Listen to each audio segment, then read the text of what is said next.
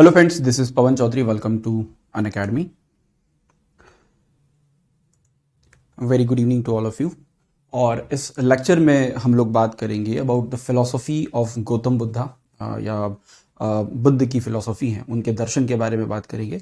ये lecture MPPS philosophy है या गौतम बुद्ध का जो दर्शन था वो सबसे इंपॉर्टेंट था. अब उस समय की विषय वस्तु, उस समय को आप यहाँ पर आपको देखो, क्योंकि गौतम बुद्ध थे ये भी एक क्षत्रिय क्लेन को या क्षत्रिय वंश को यहाँ पर आपको बिलोंग करते थे.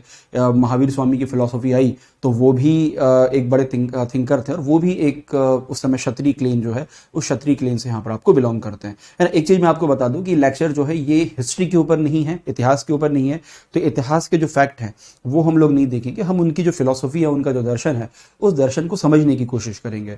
और एक रिक्वेस्ट आपसे मैं ये और करूंगा कि जब भी आप पेपर को लिखने जाएं तो आपको ये पता होना चाहिए कि क्वेश्चन अगर गौतम बुद्ध की फिलॉसफी या गौतम बुद्ध का दर्शन क्वेश्चन आया है तो वो क्वेश्चन पेपर नंबर 4 में है या पेपर नंबर 1 में है, ये आपको थोड़ा सा ध्यान रखना है. अगर वो पेपर नंबर 1 में है तो आपको स्ट्रिक्टली हिस्ट्री के ऊपर पॉइंट आउट करके, हिस्ट्री के साथ फिलोसॉफी भी आप लिख सकते हो, तो मेजर आपका जो पॉइंट ऑफ व्यू है वो हिस्ट्री के ऊपर आपको होना चाहिए. और वही क्वेश्चन अगर पेपर नंबर 4 में आता है तो आपका मेन कंसंट्रेशन जो है, आपका मेन जो ध्यान है वो आपके उसकी फिलोसफी के ऊपर और दर्शन के ऊपर होना चाहिए. कई बार जब मैं कॉपी चेक करता हूं तो बच्चे उनसे अगर पेपर 4 का क्वेश्चन पूछा जाता है तो वो बुद्ध की जीवन के बारे में ये वो करके फालतू बहुत सारी चीजें लिख देते हैं, इतिहास के बारे में लिख देते हैं. हमको इतिहास की जगह यहाँ पे फिलोसफी, उनके दर्शन के बारे में आपको बात करना चाहिए. ठीक है.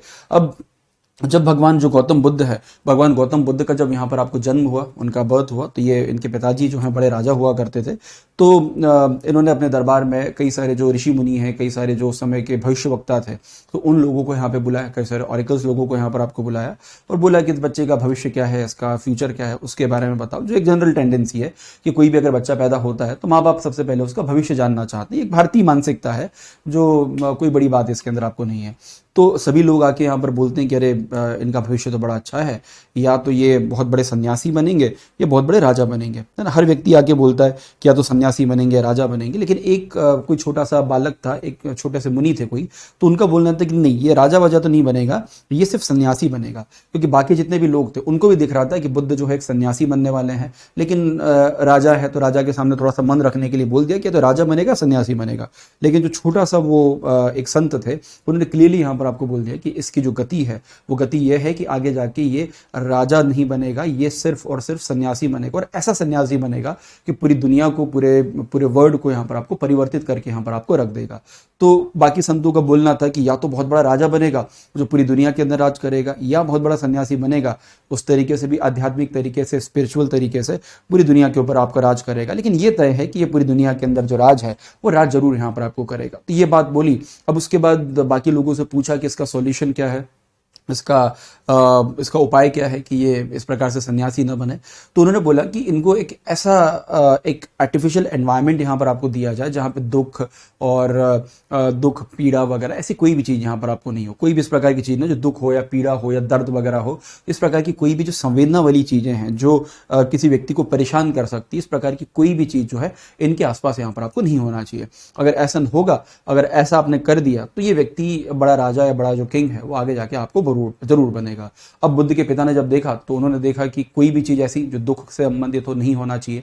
इन्होंने इनके लिए 3 महल बनवाए, 3 अलग अलग पैलेसेस बनवाए, एक सर्दी का, एक गर्मी का और एक बरसात का, है ना. तो 3 अलग अलग वहां पर आपको अलग अलग जगह पे, अलग अलग एक ही जगह पे अलग अलग महल यहाँ पर आपको बनवाए, है ना. अब देखो क्या होता है, भारत है तो भारत के अंदर ट्रॉपिकल क्लाइमेट है, पतझड़ भी होता है ना. पतझड़ होगा या अपने जो पत्ते हैं, पर्णपाती वन भी यहाँ पर आपको होंगे. तो ऐसे एरिया के अंदर जहाँ पे जो सीजन है, जहाँ पे पत्ते वगैरह गिरते हैं, तो उन्होंने वहां पर इस प्रकार के पेड़ लगाए उस महल के अंदर कि पत्ते ना गिरे. तो पत्ता अगर गिर गया नीचे तो बुद्ध सवाल न पूछ ले कि पत्ता नीचे कैसे गिर गया, तो क्या यही गति है, क्या यही अंत है किसी भी चीज का. तो इस प्रकार की सभी चीजों से बुद्ध को यहाँ पर आपको आजाद रखा गया. उसके बाद यशोधरा नाम की एक सुंदर सी लड़की से उनकी शादी की गई ताकि वो अपने परिवार वगैरह के अंदर, मोह माया वगैरह के अंदर यहाँ पर आपको बंधे रहें और सांसारिक चीजों के अंदर बंधे रहें, और उनको दुख दर्द वगैरह इनके बारे में बुद्ध को ज्यादा यहाँ पर आपको पता ना चले.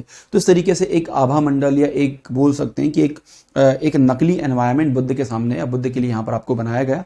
और वो जो एनवायरनमेंट बनाया गया तो उसके अंदर बुद्ध खुश भी थे कि यहाँ पर आपको जो भी चीजें थी उनसे बुद्ध यहाँ पर आपको काफी खुश थे. तो उनके बाद उनका जो जीवन है वो जीवन यहाँ पर आपको कुछ समय तक यहाँ पर आपको चलने लगा. उनको सिद्धार्थ गौतम के नाम नाम से या इनको तथागत के नाम से भी बोलते हैं, ऑल्सो नोन द सिद्धार्थ। ठीक है, उसके बाद जो सिद्धार्थ है तो 29 ईयर की एज में, 29 साल की उम्र में इनको फिर ये ज्ञान प्राप्ति के लिए या नॉलेज के लिए अपने घर से यहाँ पर आपको निकल गए। तो कपिलवस्तु के जो है उनके राजकुमार हुआ करते थे, लुम्बिनी के अंदर इनका जो जन्म है, लुम्बिनी के अंदर इनका जन्म यहाँ पर आपको हुआ था। ठीक है, अब जब ये अपने घर से यहाँ पर आपको निकले तो एक बार ऐसे ही हुआ कि अपने जो उनका जो घोड़ा जो वो था, जो उनका जो सारथी था, उसको बोला कि चलो थोड़ा बाहर घूम के आपको आते हैं, थोड़ा घूम के आते हैं। तो वो जो सारथी था उसको स्पेशली इंस्ट्रक्शन था कि जब भी जो गौतम बुद्ध जब बाहर जाए या जब सिद्धार्थ बाहर यहाँ पर आपको जाए तो पूरी तरीके से सब कुछ चीज़ों को यहाँ पर आपको उनको क्लियर रखा जाए। बुद्ध जब भी बाहर जाए तो सब जो भी गरीब व्यक्ति है, कोई ऐसा बूढ़ा व्यक्ति है, इन सब लोगों को वहाँ पर आपको दूर रखा जाए, ताकि बुद्ध किसी प्रकार की कोई भी दयनीय स्थिति, किसी प्रकार का कोई भी जो दुख है उस दुख को यहाँ पर आपको ना देख लें। लेकिन एक दिन भगवान गौतम बुद्ध ऐसे ही बाहर जाते हैं टहलने के लिए, तो वो बोलते हैं, उनका सारथी बोलता है कि नहीं आपको नहीं ले जा सकता मैं, लेकिन फिर वो फोर्स करते हैं तो सारथी उनको यहाँ पर आपको बाहर ले जाता है। तो सबसे पहले उनको एक बूढ़ा व्यक्ति दिखता है ना, एक बूढ़ा व्यक्ति वहाँ पर आपको लेटा हुआ है। बोले ये कौन है? तो बोले ये बूढ़ा व्यक्ति। बोले ये क्या होता है? बोले कुछ समय बाद व्यक्ति बूढ़ा हो जाता है, उम्र बढ़ती है तो धीरे धीरे शरीर है वो क्षीण हो जाता है, कमजोर हो जाता है, तो एक बूढ़ा व्यक्ति है। तो उन्होंने पूछा क्या मैं भी बूढ़ा हो जाऊंगा? बोले हाँ सभी बूढ़े होते हैं, मैं भी बूढ़ा हो रहा हूँ, सभी बूढ़े होंगे। ठीक है, फिर एक बीमार व्यक्ति उनको यहाँ पर आपको मिला, एक व्यक्ति बीमार था, बीमार व्यक्ति यहाँ पर आपको मिला। बोले ये कौन है? बोले ये बीमार व्यक्ति है ना। तो ये बूढ़ा व्यक्ति उनको मिला, एक बीमार व्यक्ति मिला। बोले बीमार व्यक्ति, बोले बीमारी क्या होती है? बोले ऐसे धीरे धीरे कोई भी रोग वगैरह लग जाता है, उसके कारण शरीर जो है वो कमजोर हो जाता है, इंसान ठीक से जी नहीं पाता वगैरह वगैरह। तो बोले क्या सभी बीमार होते हैं? बोले हाँ सभी बीमार होते हैं, ये तो बहुत नेचुरल प्रोसेस है, आपको नहीं पता? बोले नहीं मुझे तो नहीं पता। फिर तीसरा उनको एक डेड बॉडी यहाँ पर आपको मिली, किसी का अंतिम संस्कार है, तो उसकी अंतिम संस्कार की यात्रा जारी थी। बोले यार ये लोग कहाँ जा रहे हैं? तो उन्होंने बोला यार ये अंतिम यात्रा है। पर अंतिम यात्रा क्या होता है? बोले व्यक्ति जो है मरने के बाद उसका जो शरीर, आत्मा जो है वो शरीर छोड़ देती है और व्यक्ति इस प्रकार से उसका जो शरीर है उस शरीर का संस्कार यहाँ पर आपको किया जाता है। बोले क्या सब मरते? बोले हाँ सब मरते हैं। बोले मैं भी मरूंगा? बोले हाँ आप भी मरोगे। बोले पिताजी? बोले हाँ पिताजी भी मरेंगे, सब मरेंगे, हर व्यक्ति जो जन्म लिया है वो जरूर मरेगा। बोले अच्छा ऐसा। फिर उनको जो है एक साधु मिलते हैं, आपका एक अतिथि यहाँ पर साधु यहाँ पर आपको मिलते हैं। जब साधु जी बोलते बोले ये कौन है? बोले साधु हैं। बोले साधु मतलब? बोले इन्होंने जो भी सांसारिक जो मोह वगैरह है, सांसारिक जो भी कर्म है वो सब कुछ छोड़ रखा है और ये जंगल के अंदर रह के तपस्या कर रहे हैं, भगवान से यहाँ पर आपको लो लगा रहे हैं। बोले अच्छा ऐसा भी कुछ होता है क्या? तो ये चार चीजें जब उन्होंने यहाँ पर आपको देखी तो उसके बाद उनको ऐसा रियलाइजेशन यहाँ पे हुआ, क्योंकि इसके पहले राधा कृष्णन और कई सारे लेक्चर्स में हम रियलाइजेशन की बात कर चुके हैं। तो एक सेल्फ रियलाइजेशन या एक आत्मज्ञान उनको यहाँ पर आपको हुआ कि ये सब चीज़ें हैं कि व्यक्ति बूढ़ा हो सकता है, व्यक्ति मर सकता है, व्यक्ति बीमार हो सकता है, व्यक्ति जो है साधु बन सकता है, तो ये सब चीज़ें हो सकती है। तो मैं किस जीवन में जी रहा हूँ, मुझे तो ये सब चीज़ें पता ही नहीं थी। और उसके बाद वो अपने सत्य की खोज के लिए, या बोल सकते हैं वो अपना घर छोड़ गए और घर छोड़ के उन्होंने सत्य की खोज में या in the search of truth वो घर से यहाँ पर आपको निकल गए। उनकी जो पत्नी थी यशोधरा, उनको छोड़ दिया, मतलब वहाँ पे छोड़ के रात में यहाँ पर आपको निकल गए, रात में ही यहाँ चले गए कि अब चलो ज्ञान प्राप्ति वगैरह आपको करते हैं। और उसके बाद तकरीबन 12 साल तक वो लोग भटकते रहे और उसके बाद फिर जो गौतम बुद्ध है उनको ज्ञान की यहाँ पर आपको प्राप्ति हुई। ठीक है, नॉलेज की यहाँ पर या ज्ञान की प्राप्ति हुई। तो कोई तो ज्ञान उनको प्राप्त हुआ होगा, कोई नॉलेज प्राप्त हुआ होगा और उसके बाद फिर उन्होंने बाकी लोगों को बौद्ध धर्म की जो दीक्षा है या बौद्ध धर्म के बारे में, उनके बारे में इंफॉर्मेशन देना, उनके बारे में यहाँ पर आपको सिखाना उन्होंने यहाँ पर आपको शुरू किया। तो 29 ईयर की एज में वो घर यहाँ पर आपको छोड़ते हैं और उसके बाद 7 साल भटकने के बाद अल्टीमेटली उनको जो इनलाइटमेंट है या जो ज्ञान है, मतलब 12 साल के बाद उनको ज्ञान की प्राप्ति होती है। ज्ञान की प्राप्ति में जो बोधि ट्री है, बोधि ट्री के किनारे बोध गया के अंदर उनको ज्ञान की प्राप्ति या नॉलेज उनको यहाँ पर आपको मिलता है। तो 35 ईयर की एज में जो है वो उनको निर्वाण प्राप्ति यहाँ पर आपको होती है ना, ज्ञान की प्राप्ति है।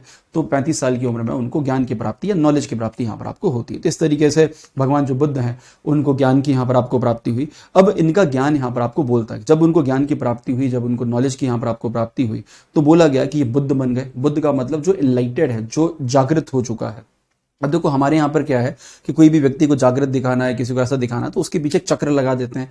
जैसे जब दिवाली या जो ये आपका गणेश जी को बिठाते हैं, माता जी को बिठाते हैं, तो उनके पीछे एक चक्र लगा, एक छोटी सी मोटर आती है, डीसी स्टेपर मोटर, उसको लगा के चक्र लगा दिया, बढ़िया यहाँ पर आपको घूमता रहता है उसके अंदर। तो किसी भी व्यक्ति को ज्ञान या नॉलेज दिखाने के लिए उसके पीछे इस प्रकार से चक्र लगाया जाता है। तो हम लोग वैसे भी बुद्ध को चक्र से यहाँ पर आपको रिप्रेजेंट करते हैं। इसका मतलब जो बुद्ध है उनको ज्ञान की प्राप्ति या उनको नॉलेज की प्राप्ति यहाँ पर आपको हो गई। उनका एक तरीके से निर्वाण हो गया है। निर्वाण का मतलब हिंदू धर्म में अगर देखें तो निर्वाण का मतलब होता है मोक्ष। तो उनको मोक्ष की प्राप्ति यहाँ पर आपको हो चुकी है। उस संसार का जो ज्ञान है, संसार का जो नॉलेज है, वो नॉलेज उनको यहाँ पर आपको मिल चुका है। उसके बाद 40 साल की उम्र में लोगों को ज्ञान देना शुरू किया, लोगों को एक तरीके से आदेश, मतलब लोगों को सरमन या बोल सकते उपदेश देना यहाँ पर आपको शुरू किया। और जगह जगह जाके सबसे पहला उपदेश उन्होंने सारनाथ के अंदर एक डियर पार्क था, उस डियर पार्क में बैठ के भगवान बुद्ध ने सबसे पहले यहाँ पर अपने को जो 4 शिष्य थे, उन शिष्यों को सबसे पहले उन्होंने यहाँ पर आपको ज्ञान दिया, उनको नॉलेज यहाँ पर आपको दिया। ठीक है, बुद्ध को लेके कई सारी स्टोरीज हैं, आपको चलती हैं, 2-4 स्टोरी मैं आपको सुनाऊंगा उनके बारे में। तो एक बार क्या हुआ कि बुद्ध जब थोड़े बहुत उनको, जब वो साधना वगैरह कर रहे थे, तो 3-4 उनके शिष्य बन गए। उसमें से एक उनके जो सबसे इंपॉर्टेंट शिष्य थे वो आनंद भी हुआ करते थे। तो ऐसे 3-4 शिष्य बैठे थे। अब क्या हुआ कि वो शिष्य ऐसे ही गाँव के अंदर भिक्षा मांगने गए।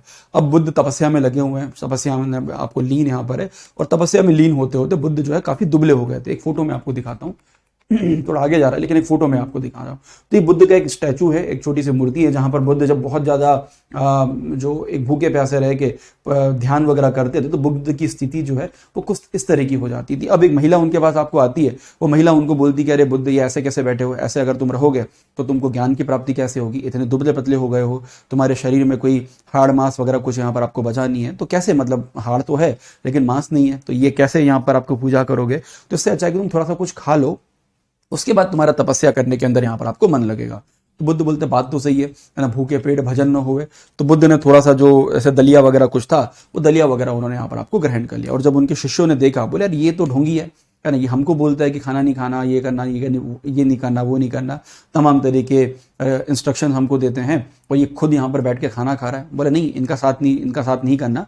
तो वो जो शिष्य थे, उनके शुरुआती शिष्य, वो उनका साथ छोड़ के आपको चले जाते हैं। और बुद्ध लगातार अपने तरीके से ज्ञान प्राप्ति के अंदर या एनलाइटमेंट प्राप्त करने के लिए यहाँ पर आपको लगे रहते हैं। और अल्टीमेटली उनको एनलाइटमेंट या ज्ञान की यहाँ पर आपको प्राप्ति होती है। और ज्ञान की प्राप्ति के बाद जब उन्हीं शिष्यों के पास वापस जाते हैं, तो देखते हैं, बोले अरे ये वही ढोंगी बुद्ध आ रहा है, या ढोंगी ये आ रहा है, इससे तो हमको दूर रहना है, इससे हमको बात यहाँ पर आपको नहीं करना। लेकिन जैसे ही बुद्ध उनके पास आते हैं, तो बुद्ध के चेहरे पे कंपैशन था, बुद्ध के चेहरे पे एक दया थी, बुद्ध के चेहरे पे करुणा थी। उस करुणा और दया को देख के वो उनसे लड़ना वड़ना सब छोड़ के वहीं बैठ जाते हैं कि अरे बुद्ध आ गए हो, चलो ज्ञान दो। क्योंकि कहा जाता है कि जब बुद्ध को ज्ञान की प्राप्ति हुई, तो बुद्ध थोड़ा सा जमीन से थोड़ा ऊपर चलते थे, क्योंकि उनका ज्ञान का बोझ या उनका ज्ञान का भार इतना था कि अगर पृथ्वी पे हाथ पांव रख दें तो धरती जो है, धरती के अंदर बोलते हैं कि उसके अंदर भूकंप आपको आ सकता है। ऐसा कहा जाता है, ऐसा प्रैक्टिकली होता नहीं है, लेकिन ऐसी स्टोरीज कही जाती है। ये बताया जाता है कि उनके पास जो ज्ञान है, उनका जो इमेंस नॉलेज उनके पास, ये इमेंस ज्ञान उनके ऊपर, उनके पास यहाँ पर आपको आ चुका था। ठीक है, ये तो बेसिक स्टोरीज हुई आपके बुद्धिज्म से संबंधित। ठीक है, उसके बाद बुद्ध के अकॉर्डिंग रिलीजन क्या है, धर्म क्या है, व्हाट इज रिलीजन।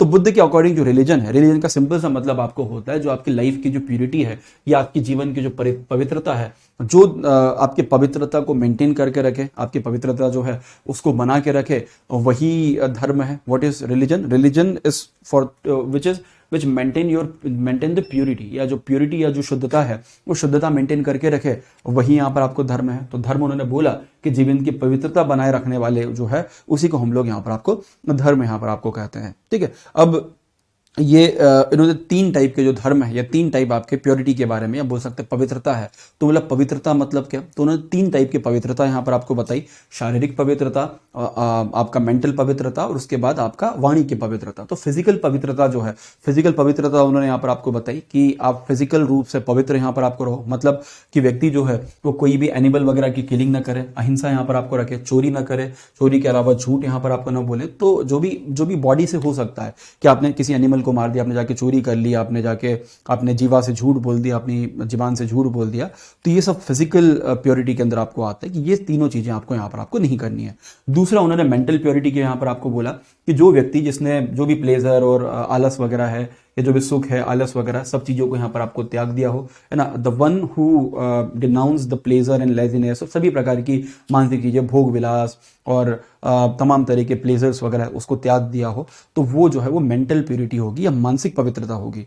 तीसरा उन्होंने बोला प्यूरिटी ऑफ स्पीच, या आपकी वाणी की शुद्धता। वाणी की शुद्धता मतलब व्यक्ति कभी झूठ यहाँ पर आपको नहीं बोले, ठीक है, उसका किसी प्रकार की कोई गॉसिपिंग ना करे, उसके बाद किसी को गलत या जो कड़वे शब्द हैं कड़वे शब्द यहाँ पर आपको नहीं बोले, तो ये व्यक्ति जो है ये आपकी आपकी प्योरिटी ऑफ स्पीच यहाँ पर आपको हो गई, ये आपकी जो वाणी है, वाणी की शुद्धता हो गई। तो 3 तरह के प्योरिटी उन्होंने बताई, फिजिकल, शारीरिक, मानसिक और आपकी वाणी की शुद्धता या वाणी की आपकी वाणी की शुद्धता। तो 3 प्रकार की जो प्योरिटी है, 3 प्रकार की प्योरिटी बताई। और धर्म की प्राप्ति के लिए या जो धर्म को प्राप्त करने के लिए तीनों प्रकार की जो प्योरिटी है वो आपको मेंटेन करना यहाँ पर आपको जरूरी है। देखो एक चीज आप देखो कि बुद्ध धर्म के अंदर व्यक्ति को क्या करना चाहिए, कैसे करना चाहिए, उसके कर्म कैसे हो वगैरह वगैरह, तो तमाम चीजें जो है ये तमाम चीजें बुद्धिज्म के अंदर यहाँ पर आपको दी हैं कि कोई भी व्यक्ति किस प्रकार से जी सकता है, कि वो हत्या नहीं करनी या आलस जो है आलस नहीं करना या झूठ नहीं बोलना। तो तमाम तरीके की जो फिलॉसफी है, ये तमाम तरीके की फिलॉसफी एक तरह से कोड ऑफ कंडक्ट जो है लोगों को उन्होंने यहाँ पर आपको दिए कि आप अगर इस तरह से अगर आप काम करोगे तो आपको कोई नुकसान नहीं होगा, आपका धर्म जो है वो धर्म यहाँ पर आपको मेंटेन यहाँ पर आपको होगा। तो तमाम चीजें धर्म, सधर्म और अधर्म, उसके धर्म को उन्होंने 3 पार्ट में डिवाइड किया, धर्म, सधर्म और अधर्म, ये 3 भागों के अंदर धर्म को डिवाइड किया, जिसके अंदर हम लोग डिटेल के अंदर यहाँ पर आपको नहीं जाएंगे, ठीक है। उसके बाद उन्होंने बोला कि लोग बड़े परेशान हैं, किसी का कोई चोरी हो गई, किसी की कोई इच्छा है वो पूरी नहीं हो पाई, तो तमाम तरीके की प्रॉब्लम हर व्यक्ति को आपको होती है। तो हर व्यक्ति, वो अमीर हो गरीब हो, कैसा भी यहाँ पर आपको व्यक्ति है, उसको किसी न किसी प्रकार की समस्याएं, किसी न किसी प्रकार की प्रॉब्लम यहाँ पर आपको होती है। और उसके लिए उन्होंने 4 नोबल ट्रुथ या बोलते हैं चतवारी आर्य सत्यानी या 4 आर्य सत्य उन्होंने यहाँ पर आपको दी। There is 4 the noble truth. तो 4 नोबल ट्रूथ या 4 जो बोलते हैं कि 4 जो आर्य सत्य है, वो आर्य सत्य उन्होंने यहाँ पर आपको बताया। पहला सत्य उन्होंने यहाँ पर आपको बताया, इट्स कॉल्ड द दुखम। दुखम मतलब the life is full of सोरो, दुनिया जो है वो दुखों से भरी हुई है ना। ऐसे नहीं कि तुम खुद दुखी हो, दुनिया पूरी दुखों से भरी हुई है। अब इट इज लाइक दैट कि दुख है खत्म नहीं होता है ना। तो दुनिया जो है वो दुखों से यहाँ पर आपको भरी हुई है। The life is full of सोरो, तो दुखों से भरी हुई है, इट्स कॉल्ड द दुख। The cause of suffering is desire and it's called the समुदाय, इट्स कॉल्ड द दुख समुदाय। तो इस डिजायर, ये जो दुख है, उस दुख का कारण क्या है? उस दुख का कारण है आपकी डिजायर, आपकी इच्छाएं, कि आप बहुत ज्यादा इच्छाएं या बहुत ज्यादा डिजायर्स यहाँ पर आपको रखते हो। तो आपके दुख का कारण क्या है? आपकी खुद की इच्छाएं इसका यहाँ पर आपको कारण है, ठीक है। अब इसके लिए क्या करना पड़ेगा? इसके लिए आपको जो है वो इच्छाओं को यहाँ पर आपको त्यागना पड़ेगा। तो उनको बोलना कि अगर डिजायर्स अगर खत्म हो जाए तो सफरिंग अपने आप खत्म हो जाएगी, क्या ना। कि किसी की इच्छा है यार मुझे आईफोन चाहिए, अब बड़ा वो परेशान है यार, आईफोन चाहिए, आईफोन कहाँ से लाऊं, पैसा कहाँ से लाऊं, क्या करूं, ये इसकी किडनी बेच दूं, इसकी किडनी बेच दूं, मेरी बेच दूं, किसी की तो बेचना पड़ेगी तभी तो जाके आईफोन आएगा। तो बड़ा परेशान है वो कि आईफोन लाऊं कहाँ से। तो वो पूरे टाइम चिड़चिड़ रहे यार, आईफोन चाहिए, वो देखो वो आईफोन लेके जा रहा है, देखो वो रिक्शा वाला आईफोन लेके जा रहा है। तो किसी का आईफोन उसने देख लिया, अरे देखो ये भी आईफोन चला रहा, तो वो बड़ा परेशान हो गया आईफोन के लिए। अब क्या है यहाँ पे, उसके दुख का कारण क्या है? उसके दुख का कारण है उसकी डिजायर। अब इस डिजायर को कैसे खत्म किया जाए? जो भी इच्छा है उस इच्छा को यहाँ पर आपको त्याग दो, है ना। तो get rid of that desire, कि डिजायर को त्याग दो, तो आपकी इच्छा है वो इच्छा भी यहाँ पर आपको खत्म हो गई। तो जो भी इच्छाएं हैं उनको उन्होंने यहाँ पर आपको रिमूव कर दिया, मतलब निरोध यहाँ पर आपको कर दिया। अच्छा, इच्छाएं रिमूव कर दी, उसके बाद क्या होगा? ऐसा लगेगा यार देखो आईफोन नहीं ले पाए, उसका क्या रास्ता है कि इसका सॉल्यूशन यहाँ पर आपको क्या है? क्योंकि बार बार इच्छाएं आएंगी और बार बार आपको मन मारना पड़ेगा, या तो आप इच्छाएं पूरी कर पाओगे या नहीं कर पाओगे। अगर इच्छाएं पूरी कर ली तो वो संसार के चक्र में आप फंस जाओगे कि हाँ ये इच्छा वो इच्छा, लगातार नई इच्छाएं यहाँ पर आपको, नई जो डिजायर है वो पैदा होती जाएगी। अब उसका रास्ता क्या है? उसका रास्ता उन्होंने यहाँ पर आपको बताया, इट्स कॉल्ड द मग या मार्ग उन्होंने बताया। तो उन्होंने बोला कि जो अष्टांग मार्ग है, अष्टांगिक मार्ग है, या वो 8 फोल्ड पाथ है, उस 8 फोल्ड पाथ पे आपको चलना पड़ेगा। और उस अष्टांगी मार्ग पे चल के, उस 8 फोल्ड पाथ पे चल के आपकी जो तमाम डिजायर्स है, तमाम जो इच्छाएं हैं वो खत्म हो जाएंगी। और अष्टांगिक मार्ग पे चल के, उसको मध्यम मार्ग भी कहा जाता है, तो मध्यम मार्ग पे चल के आपकी जो सभी समस्याएं लाइफ की, वो लाइफ की सभी समस्याएं यहाँ पर आपको दूर हो जाएगी। तो उन्होंने बोला कि अब चलो कैसे करें उसको यहाँ पे। तो उसके लिए उन्होंने 8 अलग अलग जो रास्ते हैं, 8 अलग अलग रास्ते उन्होंने यहाँ पर आपको बताया, उनके बारे में आगे बात करेंगे, ठीक है। तो यहाँ पे क्या बोला? 4 नोबल ट्रूथ क्या है? दुख, समुदाय, निरोध और आपका मग्ग। तो 4 रास्ते उन्होंने बताया। तो दुख, समुदाय, निरोध और अष्टांगी मार्ग या मग्ग है। तो 4 नोबल ट्रूथ जो है बुद्ध ने यहाँ पर आपको बताया, ठीक है। अब एक एक करके थोड़ा सा इनको यहाँ पर आपको देखते हैं। पहला बोला लाइफ इन्वॉल्व द सफरिंग, जीवन के अंदर दुख है, ये दुख है खत्म नहीं होता। तो दुख यहाँ पर आपको बोला, तो बुद्ध ने यहाँ पर आपको बोला कि जो दुख है, तो 3 टाइप के दुख यहाँ पर आपको हो सकते हैं। 3 टाइप की जो डिजायर्स हैं वो डिजायर आपको हो सकती है। पहली डिजायर यहाँ पर आपको यह है कि कोई भी ऑर्डिनरी सफरिंग है, मेंटल या फिजिकल पेन है, कि वो शारीरिक या मानसिक दर्द, यार हाथ दुख रहा है, पाँव दुख रहा है, सर दुख रहा है, अच्छा नहीं लग रहा वगैरह। तो ये क्या हो गया? ऑर्डिनरी सफरिंग हो गई, नॉर्मल सफरिंग यहाँ पर आपको हो गई, जो टेम्परेरी है, वो आराम से यहाँ पर आपको दूर यहाँ पर आपको हो जाएंगे। सर दुख रहा है, चलो कोई बात नहीं, डिस्प्रिन ले लो। उस समय डिस्प्रिन नहीं था, लेकिन कोई भी दवा ले ली, कोई भी औषधि यहाँ पर आपको करी तो ठीक हो गया। या मानसिक प्रॉब्लम है, तो कुछ घूम के आ गए या वैसे आपको ठीक हो गया या कोई और रीज़न था। तो बोलना था कि ऑर्डिनरी सफरिंग जो है, पहले प्रकार की ऑर्डिनरी सफरिंग है जो मानसिक और शारीरिक प्रकार का कोई भी दर्द हो गया। अब सेकंड वाला जो है, सेकंड वाला यहाँ पर आपको ये बोलता है कि जितनी भी ये समस्याएं, जो भी आपका जो भी चीज़ें हैं कि आपका हैप्पी फीलिंग हो गई या कोई भी आपका चीज़ हो गई, तो ये चीज़ें स्थायी यहाँ पर आपको, दे आर द इम्परमानेंट, है ना। कोई भी, जैसे आप बहुत खुश हो, आप आज नई गाड़ी ले आए वगैरह वगैरह, बड़ा खुश यहाँ पर आपको हो, लेकिन जो भी आपकी वो चीज़ें हैं वो परमानेंट नहीं है, वो स्थायी यहाँ पर आपको नहीं है। तो उन्होंने बोला कि जो भी इस मायावी दुनिया, मतलब मायावी दुनिया तो उन्होंने नहीं बोला, तो वो बहुत ज़्यादा जो बोलते हैं ना कि जो शंकराचार्य के टाइम पे कि एवरीथिंग इज माया और सब कुछ इल्यूजन यहाँ पर है, लाइक अ मैट्रिक्स, तो उन्होंने ऐसा तो नहीं बोला है, लेकिन बोला कि देखो आपकी डिजायर है वो लगातार यहाँ पर आपको बढ़ती जाएगी और जो भी आप लेके आए हो वो आपका एक तरीके से इम्परमानेंट। जैसे आज आप आईफोन खरीद लाए, तो आज आईफोन 13 लेके आए, तो पता चला दिवाली तक आईफोन 14 आ गया, आपका मोबाइल क्या हो गया, पुराना हो गया। फिर आपने बोला चलो कोई बात नहीं यार, 13 तो है, कोई दिक्कत नहीं है। फिर 2-4-6 महीने बाद आईफोन 15 आ गया, फिर 16 आ गया, फिर 17 आ गया और आपका मोबाइल आपको एक तरीके से आपको पुराना यहाँ पर आपको हो गया। तो जो आपकी खुशी थी उस समय पे कि देखो मैं आईफोन लेके आया हूँ, आईफोन लेके घूम रहे हैं, अरे ऐसे करके बात कर रहे हैं, ऐसे मतलब ऐसे मोबाइल लेके ऐसे ही करके बात कर रहे हैं, ऐसे ही दिखा के बात कर रहे हैं, है ना। तो मैंने देखा आईफोन वाले जो हमेशा अपना मोबाइल है उसको उल्टा रखते हैं, ऐसे हम लोग ऐसा रखते हैं ना, मोबाइल ऐसे रखते हैं तो स्क्रीन ऊपर रहती है, आईफोन वाले उल्टा रखते हैं ताकि वो आईफोन का लोगों को यहाँ पर आपको दिखे। तो वो क्या है, वो इम्परमानेंट यहाँ पर है, वो अस्थायी यहाँ पर है। तो उनका बोलना था कि जो भी आपकी चीज़ें हैं, जो भी आपके ब्लेसिंग्स हैं या जो भी आपके जो कंडीशंस है वो सब इम्परमानेंट है। जो भी आपका सुख दुख सब कुछ आपका जो है वो इम्परमानेंट है, वो अस्थायी है, कभी ना कभी यहाँ पर आपको समाप्त हो जाएगा। तो जो चीज़ खुद नश्वर है, जो खुद चीज समाप्त हो सकती है, वो आपको सुख कैसे दे सकती है। तो ये डिजायर का कोई मतलब नहीं है। तो दूसरे तरीके का डिजायर है, दूसरे तरीका सफरिंग उन्होंने यहाँ पर आपको बताया। तीसरा उन्होंने यहाँ पर आपको बोला कि तीसरी चीज उन्होंने बोला कि सफरिंग जो है, जो it's due to the you, कि कोई भी चीज जो है कि जो आई के कारण यहाँ पर आपको होती है, कि मैं के कारण यहाँ पर आपको होती है, कि मैं सब कुछ हो, I am everything, I am each and everything.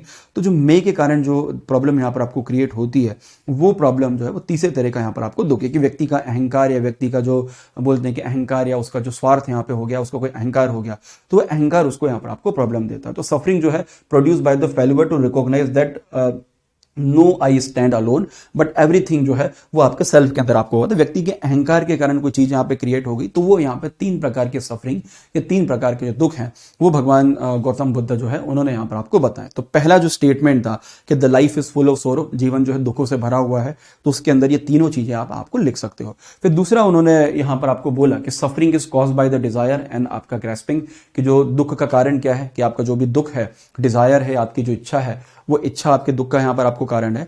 तो बुद्ध ने यहाँ पर आपको देखा कि व्यक्ति क्या करता है कि किसी भी चीज को पाना चाहता है। जैसे अभी मैंने आपको आईफोन का एग्जांपल यहाँ पर आपको दिया, तो सफरिंग जो है इट इज योर डिजायर, कि आपको आईफोन चाहिए, आपको मैकबुक चाहिए, आपको कोई और चीज चाहिए। यहाँ पे पीएससी वगैरह का एग्जाम्पल मैं नहीं दे रहा, पहले पीएससी का एग्जाम्पल मैं दिया करता था, फिर मुझे लगा कि नहीं यार ये पीएससी का एग्जाम्पल देना थोड़ा सा गलत है। तो कोई, क्योंकि वो आपकी लाइफ को आगे बढ़ाता है। तो जीवन में कोई भी, कि आपको कोई भी चीज, आपकी कोई इच्छा है, कोई डिजायर है, कोई क्रेविंग है किसी चीज को लेके, है ना, किसी भी चीज को पाने की यहाँ पर आपको इच्छा है, तो उन्होंने देखा कि लोग जो हैं वो लोगों के दुख का कारण है कि उनकी जो इच्छाएं हैं वो इच्छाएं हैं और वो इच्छाएं पूरी नहीं हो पाती, है ना। जैसे कोई व्यक्ति को ये है कि यार चलो मुझे बर्गर खाना है या मुझे पिज़्ज़ा खाना है, पिज़्ज़ा इट्स मच इंपॉर्टेंट, या ज़्यादा तो लोग पिज़्ज़ा खाना पसंद करते हैं, बर्गर वगैरह का इतना क्रेज़ नहीं है। तो पिज़्ज़ा खाना है, अब पैसे नहीं है जेब में, तो उसके दुख का कारण क्या होगा, उसको बड़ी कार्विंग हो गई, नहीं यार मुझे कैसे भी करके जो है वो क्रेविंग हो गई कि मुझे खाना है उसको, लेकिन पैसा नहीं है जेब में, कैसे खाएगा। तो इच्छा को दबा के यहाँ पे बैठ गया कि यार इतना नहीं कमा पा रहा कि एक पिज़्ज़ा खा पाऊँ वगैरह वगैरह। तो उन्होंने बोला कि सफरिंग जो है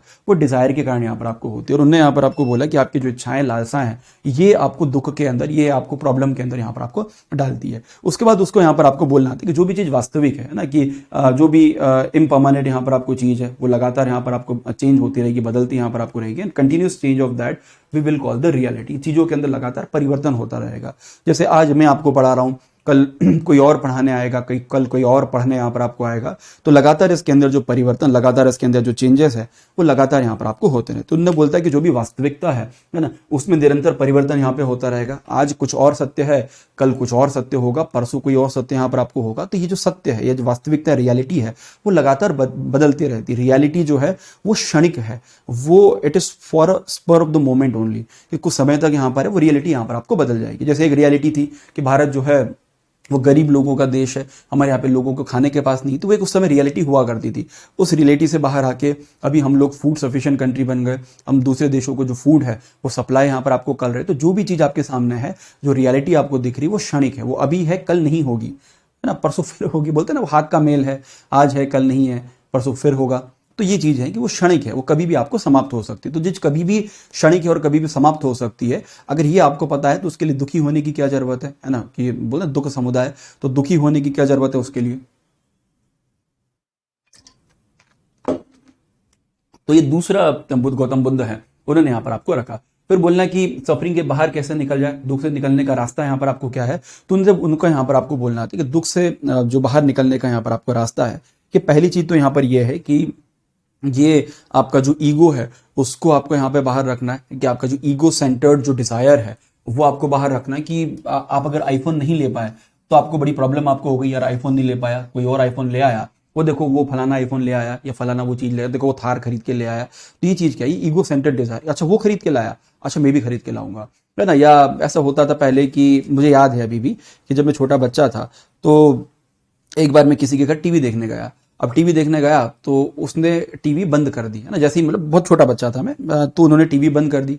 उस समय हमारे घर में टीवी नहीं थी, तो उन्होंने क्या करा, टीवी बंद कर दी। मैं रोता रोता घर आ गया कि मम्मी उसने टीवी बंद कर दी। मतलब अच्छा टीवी बंद कर दी, कल ही टीवी लेके आएंगे। तो what is this, this is the ego centred desire, कि आपको लगा अच्छा उसने बंद कर दी, मेरे बेटे को नहीं देखने दी, चौधरी जी के बेटे को नहीं देखने दी, कल ही टीवी आएगी इस घर में। This is the ego centred desire, कि आपने बोला नहीं अभी कल ही टीवी आएगा, और सच में अगले दिन टीवी आ भी गया। ठीक है, तो वो क्या है, ये दुखों को समाप्त करने का यहाँ पर। और उन्होंने यहाँ पर आपको बोला कि जो भी चीजें हैं वो परपेचुअल यहाँ पर है, या एक तरह से कभी भी यहाँ पर आपको एंड यहाँ पर आपको हो सकती है। तो जो ईगो सेंटर्ड डिजायर है वो एक चीज है कि ईगो सेंटर्ड डिजायर जो है इसको हमको एक तरीके से यहाँ पर आपको समाप्त करना है। उसके बाद उन्होंने बोला कि इसका जो रास्ता है, इस दुख को समाप्त करने का रास्ता है, इसका मतलब कि जो डिजायर है उस डिजायर को ही समाप्त कर दो। और इसका बोलना था कि जो भी 8 फोल्ड पाथ है या जो अष्टांगी मार्ग है, उस अष्टांगी मार्ग पे आपको चलना है। अभी अष्टांगी मार्ग क्या है, इस अष्टांगी मार्ग में बुद्ध ने एक मध्यम मार्ग दिखाया, एक मिडिल पाथ यहाँ पर आपको दिखाया है ना। एक फिलोसॉफी ये बोलती है कि नहीं, जैसे एक एग्जांपल के लिए कि जो एक बहुत ही कॉमन इंडियन फिलोसॉफी है कि व्यक्ति, जो आश्रम फिलोसॉफी है, कि व्यक्ति कुछ समय के बाद आश्रम में जाए, वो वानप्रस्थ में जाएगा, फिर संन्यास आश्रम पर चला जाएगा, फिर सब कुछ छोड़ के जंगल के अंदर यहाँ पर आपको चला जाएगा, और वहीं पर अपना जो सन्यासी के रूप में अपना जीवन यापन है, सन्यासी के रूप में ही अपना जीवन यापन वगैरह यहाँ पर आपको करेगा। तो ये एक फिलोसॉफी कि पूरी तरह से बहुत ही स्ट्रिक्ट लाइफ यहाँ पे, कि जैसे बुद्ध का फोटो देखा ना, खाना पीना सब कुछ छोड़ दिया, और पूरी हड्डी यहाँ पर, हड्डी यहाँ पर आपको दिख रही है, कई दिनों तक खाना नहीं खाया वगैरह वगैरह। तो ये क्या है, ये एक तरीके से बहुत हार्श रास्ता है ज्ञान को प्राप्त करने का। दूसरा चार्वाक का रास्ता है, बढ़िया ऋण कृत्वा घृत पीवा, है ना, बढ़िया ऋण लियो, लो घी पियो, बढ़िया मौज मस्ती करो, ये पार्टी वार्टी करो, ये सब करो। तो दोनों रास्ते, बुद्ध बोला नहीं दोनों रास्ते हमको नहीं चाहिए, हमको इनके बीच का रास्ता चाहिए। ना तो हमको बहुत ज़्यादा एस्थेटिक लाइफ यहाँ पर आपको जीनी है, ना बहुत ज़्यादा ग्लैमरस है, या बहुत ज़्यादा आपके बोल सकते हैं कि बहुत ज़्यादा आपके दैट वी कॉल कि बहुत ज़्यादा हिंदी में क्या बोले उसको, बोल सकते हैं कि बहुत ज़्यादा लग्जरियस लाइफ यहाँ पर आपको जीनी, बहुत ज़्यादा वैभवशाली या बहुत ज़्यादा ऐसे दिखाने वाली लाइफ जीनी। तो हमको दोनों के बीच में यहाँ पर आपको रहना। तो उसके लिए उन्होंने जो मिडिल पाथ है, वो मध्यम पाथ उन्होंने यहाँ पर आपको बताया। अब ये अष्ट मार्ग क्या है, 8 पाथ क्या है, तो उन्होंने 8 पाथ यहाँ पे बताया। जिसमें पहला जो रास्ता था, it's called the right view, सम्यक दृष्टि। अब सम्यक दृष्टि का मतलब क्या, 4 आर्य सत्य में विश्वास करना। वही 4 आर्य सत्य जो अभी यहाँ पर आपको बताया कि भैया what is the reason of desire, है ना, कि दुख जो है वो दुख का कारण यहाँ पर आपको क्या है, कि आपकी इच्छा दुख का कारण यहाँ पर आपको है ना, कि वो सब जो चारों आर्य सत्य मैंने बताया। तो उन चारों आर्य सत्य जो है उनके अंदर यहाँ पर आपको विश्वास करना है, कि दुख, समुदाय, निरोध और प्रतिगामी या मग्ग यहाँ पर है।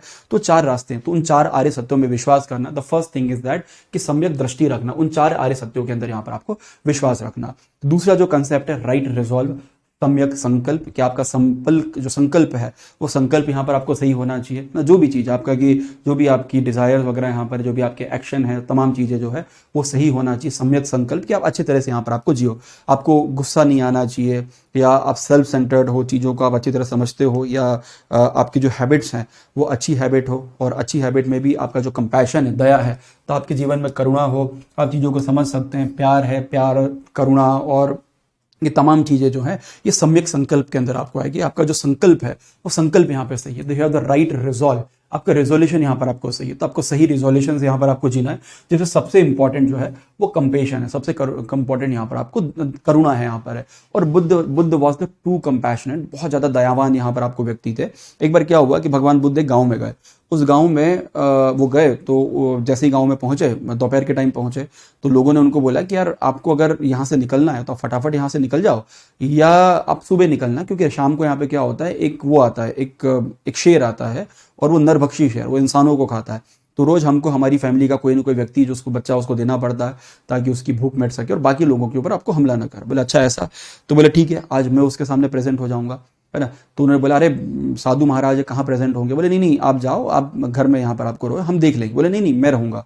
तो बुद्ध एक वट वृक्ष के नीचे यहाँ पर आपको बैठ जाते हैं। अब जैसी रात होती, जैसे अंधेरा होता है, शेर आता है, शेर बुद्ध को देखता है तो पहले तो उनको देख के दहाड़ता है, और फिर जब बुद्ध के पास आता है और उनके चेहरे पे जो कंपैशन देखता है, उनके चेहरे पे जो दया देखता है या करुणा देखता है, उसको देख के जो शेर है वो उनके पास यहाँ पर आपको बैठ जाता है और वहां से हिलता ही नहीं है। सुबह जब गांव वाले आते हैं उनको लगा ये साधु महाराज आए थे, इनको तो शेर खा ही गया होगा, चलो इनकी हड्डियां उठा लाते हैं। बट उन्होंने देखा कि बुद्ध वहां पर बैठ के ध्यान कर रहे हैं और शेर उनके पास यहाँ पर आपको बैठा हुआ है। और उसके बाद कहा जाता है कि शेर ने कभी भी उस गांव के ऊपर यहाँ पर आपको हमला नहीं किया, क्योंकि बुद्ध के अंदर इतना कंपैशन, इतनी करुणा यहाँ पर आपको दी कि शेर को उन्होंने यहाँ पर आपको पिघला दिया। उसका राइट स्पीच, आपका जो वाक्य है, वाक्य सही होना चाहिए, रिकॉग्नाइज द मोरल जो है स्पीच है, तो आपकी जो स्पीच है वो सही होना चाहिए और सत्य होना चाहिए, ट्रूथफुलनेस होना चाहिए आपकी भाषा के अंदर, सच्चाई, और आपकी भाषा के अंदर नैतिक भाषा होना चाहिए, अच्छे शब्द होना चाहिए जो किसी को नुकसान यहाँ पर आपको नहीं पहुंचाए, है ना। जैसे एक और स्टोरी मैं आपको सुनाता हूँ। एक बार क्या हुआ कि गौतम बुद्ध ऐसी एक जंगल से यहाँ पर आपको जा रहे थे। अब उस जंगल के अंदर जैसे वो जंगल में एंटर करने वाले थे, उसके पहले गाँव था। तो गाँव के लोगों ने बोला कि अरे आप इधर से मत जाओ, इधर एक राक्षस रहता है और वो राक्षस आपको खा जाएगा। बोले अच्छा ऐसा कुछ है, बोले नहीं मैं तो इधर से ही जाऊंगा। अरे भाई इधर से मत जाओ, इधर से घूम के जाओ, यहाँ पे राक्षस नहीं मिलेगा। तो उन्होंने बोला यार कि मानने को तैयार नहीं बुद्ध। तो बोला चलो ठीक है यार, नहीं मरने की इच्छा है, जाने दो इनको। तो जब बुद्ध वहां से आपको निकलते हैं और प्रॉपर तरीके से जंगल को क्रॉस करके बुद्ध एक जगह से, एक गांव से दूसरे गांव यहाँ पर आपको पहुंचा है। जब दूसरे गांव में पहुंचे तो लोगों ने देखा यार जंगल से बाहर कैसे आ गया।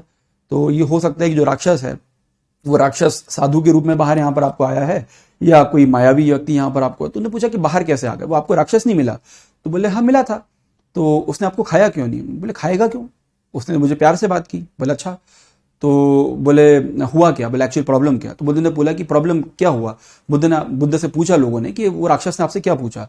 तो वो राक्षस की एक पत्नी थी, उसकी वाइफ थी, और वो राक्षस था तो ऑब्वियस सी बात उसकी जो पत्नी है वो राक्षनी यहाँ पर आपको होगी, बड़ी गंदी सी कुरूप यहाँ पर आपको दिख रही होगी। तो जब बुद्ध वहां पर आपको गए तो राक्षस ने उनको रोका कि रुको रुको साधु महाराज रुको। बोले हाँ क्या हुआ। बोले बताओ कि मेरी पत्नी कैसी दिखती है।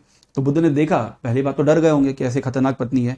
बोले बड़ी सुंदर पत्नी है तुम्हारी, बड़े बड़े सुंदर है, कितने अच्छे नैन नक्श है इसके हैं, बड़ी सुंदर है, कितनी अच्छी है और कितने संस्कार है इसके अंदर, ऐसा वैसा करके। तो राक्षस बड़ा खुश हो गया और उनने बोला कि चलो क्या वरदान मांगते हो। बोले कुछ नहीं, मुझे जाना है तो वो जाने दो। बोले वो चले गए यहाँ पे। तो ये बताता है कि इसके पहले जो भी व्यक्ति वहां पे जाता था वो पूछता था कि मेरी पत्नी कैसी। बोला कैसी गंदी पत्नी है, कैसी काली, कैसी हो रही है, कैसा है इसका रंग, कैसा है, हड्डियां निकल रही है, कितनी गंदी पत्नी है। तो लोग ऐसा बोल के निकल जाते थे। ऐसा बोल जब जैसे ही बोलते थे राक्षस उनके ऊपर हमला करके उन लोगों को यहाँ पर आपको मार देता था। लेकिन अभी यहाँ पे क्या हुआ कि अभी जो गौतम बुद्ध हैं उन्होंने क्या करा, उन्होंने सम्यक वाक्य का उपयोग किया। उन्होंने, हो सकता है कि बुद्ध को लगा कि अरे ये कुरूप दिख रही है, अच्छी नहीं दिख रही है, लेकिन फिर भी बुद्ध ने बोला कि नहीं ये बड़ी सुंदर यहाँ पर है। तो उन्होंने उस चीज की यहाँ पर आपको तारीफ यहाँ पर आपको की, तो बुद्ध को यहाँ पर आपको जाने दिया। तो सम्यक वाक्य की बात करते थे कि आपकी जो स्पीच है वो आपकी स्पीच यहाँ पर आपको सही होना चाहिए। चौथी चीज उन्होंने बोली राइट कंडक्ट, कि आपके जो कर्म है या आपके कर्म अच्छे होना चाहिए, नैतिक कर्म होना चाहिए। हम बोलते हैं ना कर्म कांड, तो आपके जो कर्म है वो कर्म अच्छे होना चाहिए, मतलब आपका जो पाथ है वो मॉरलिटी वाला या नैतिकता वाला होना चाहिए। अब उसको लेके उन्होंने 5 चीजें उन्होंने यहाँ पर आपको बोली कि देयर इज अ 5 वे कि आपके कर्म अच्छे कैसे हो सकते हैं। पहली चीज उन्होंने यहाँ पर आपको बोली कि नो किलिंग, है ना, अहिंसा के ऊपर पालन करें। कोई व्यक्ति नॉनवेज ना खाए या किसी और की हिंसा, किसी और के साथ में हिंसा ना करे, किसी को मारे नहीं, किसी को तकलीफ नहीं पहुंचाए। तो पहली चीज तो उन्होंने बोला नॉट किलिंग। दूसरा बोला नॉट स्टीलिंग, चोरी नहीं करना, है ना, चोरी नहीं करना, क्योंकि उस समय चोरी, कोई भी व्यक्ति की चोरी ना करना। दूसरी चीज उन्होंने यहाँ पर आपको बोली। तीसरी चीज बोली कि किसी प्रकार का भी सेक्सुअल मिसकंडक्ट या किसी प्रकार का यौन दुराचार है उसके अंदर व्यक्ति यहाँ पर आपको लिप्त ना हो, उसको एक साधु की तरह जीवन, यहाँ पे एक ब्रह्मचर्य का जीवन यहाँ पर आपको जीना है। चौथा उन्होंने बताया कि व्यक्ति झूठ न बोले, है ना, कि जो आर्य सत्य में यहाँ पर आपको आ गया, उसके हो गया कंडक्ट के अंदर आपको आ गया। इसके पहले वाला भी यही बोलता था तो झूठ ना बोलना, किसी व्यक्ति से झूठ ना बोले, जो भी है आपको सत्य यहाँ पर आपको बोलना है, तो नॉट लाइंग, झूठ नहीं बोलना। फिर जो भी माइंड है, तो किसी प्रकार की इंटॉक्सिकेंट ड्रिंक या नशीले पदार्थ वगैरह है उनका सेवन नहीं करना, या दिमाग जो है उसको भी किसी प्रकार के जो नशीले मतलब नशीले जो विचार हैं, नशीले विचार मतलब गलत विचार हैं, तो आपके माइंड को या आपके दिमाग को गलत विचारों से यहाँ पर आपको अलग रखना है।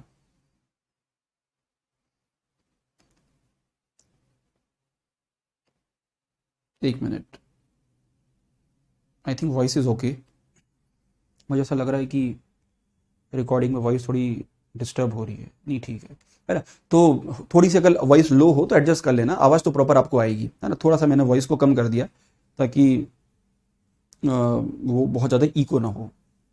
I think voice is okay. एक मिनट रुकना।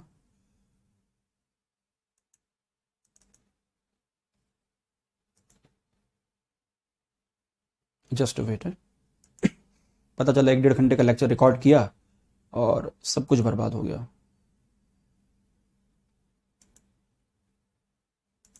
Hello hello hello hello hello hello hello. ठीक है, ओके, है ना, ठीक है, चलो।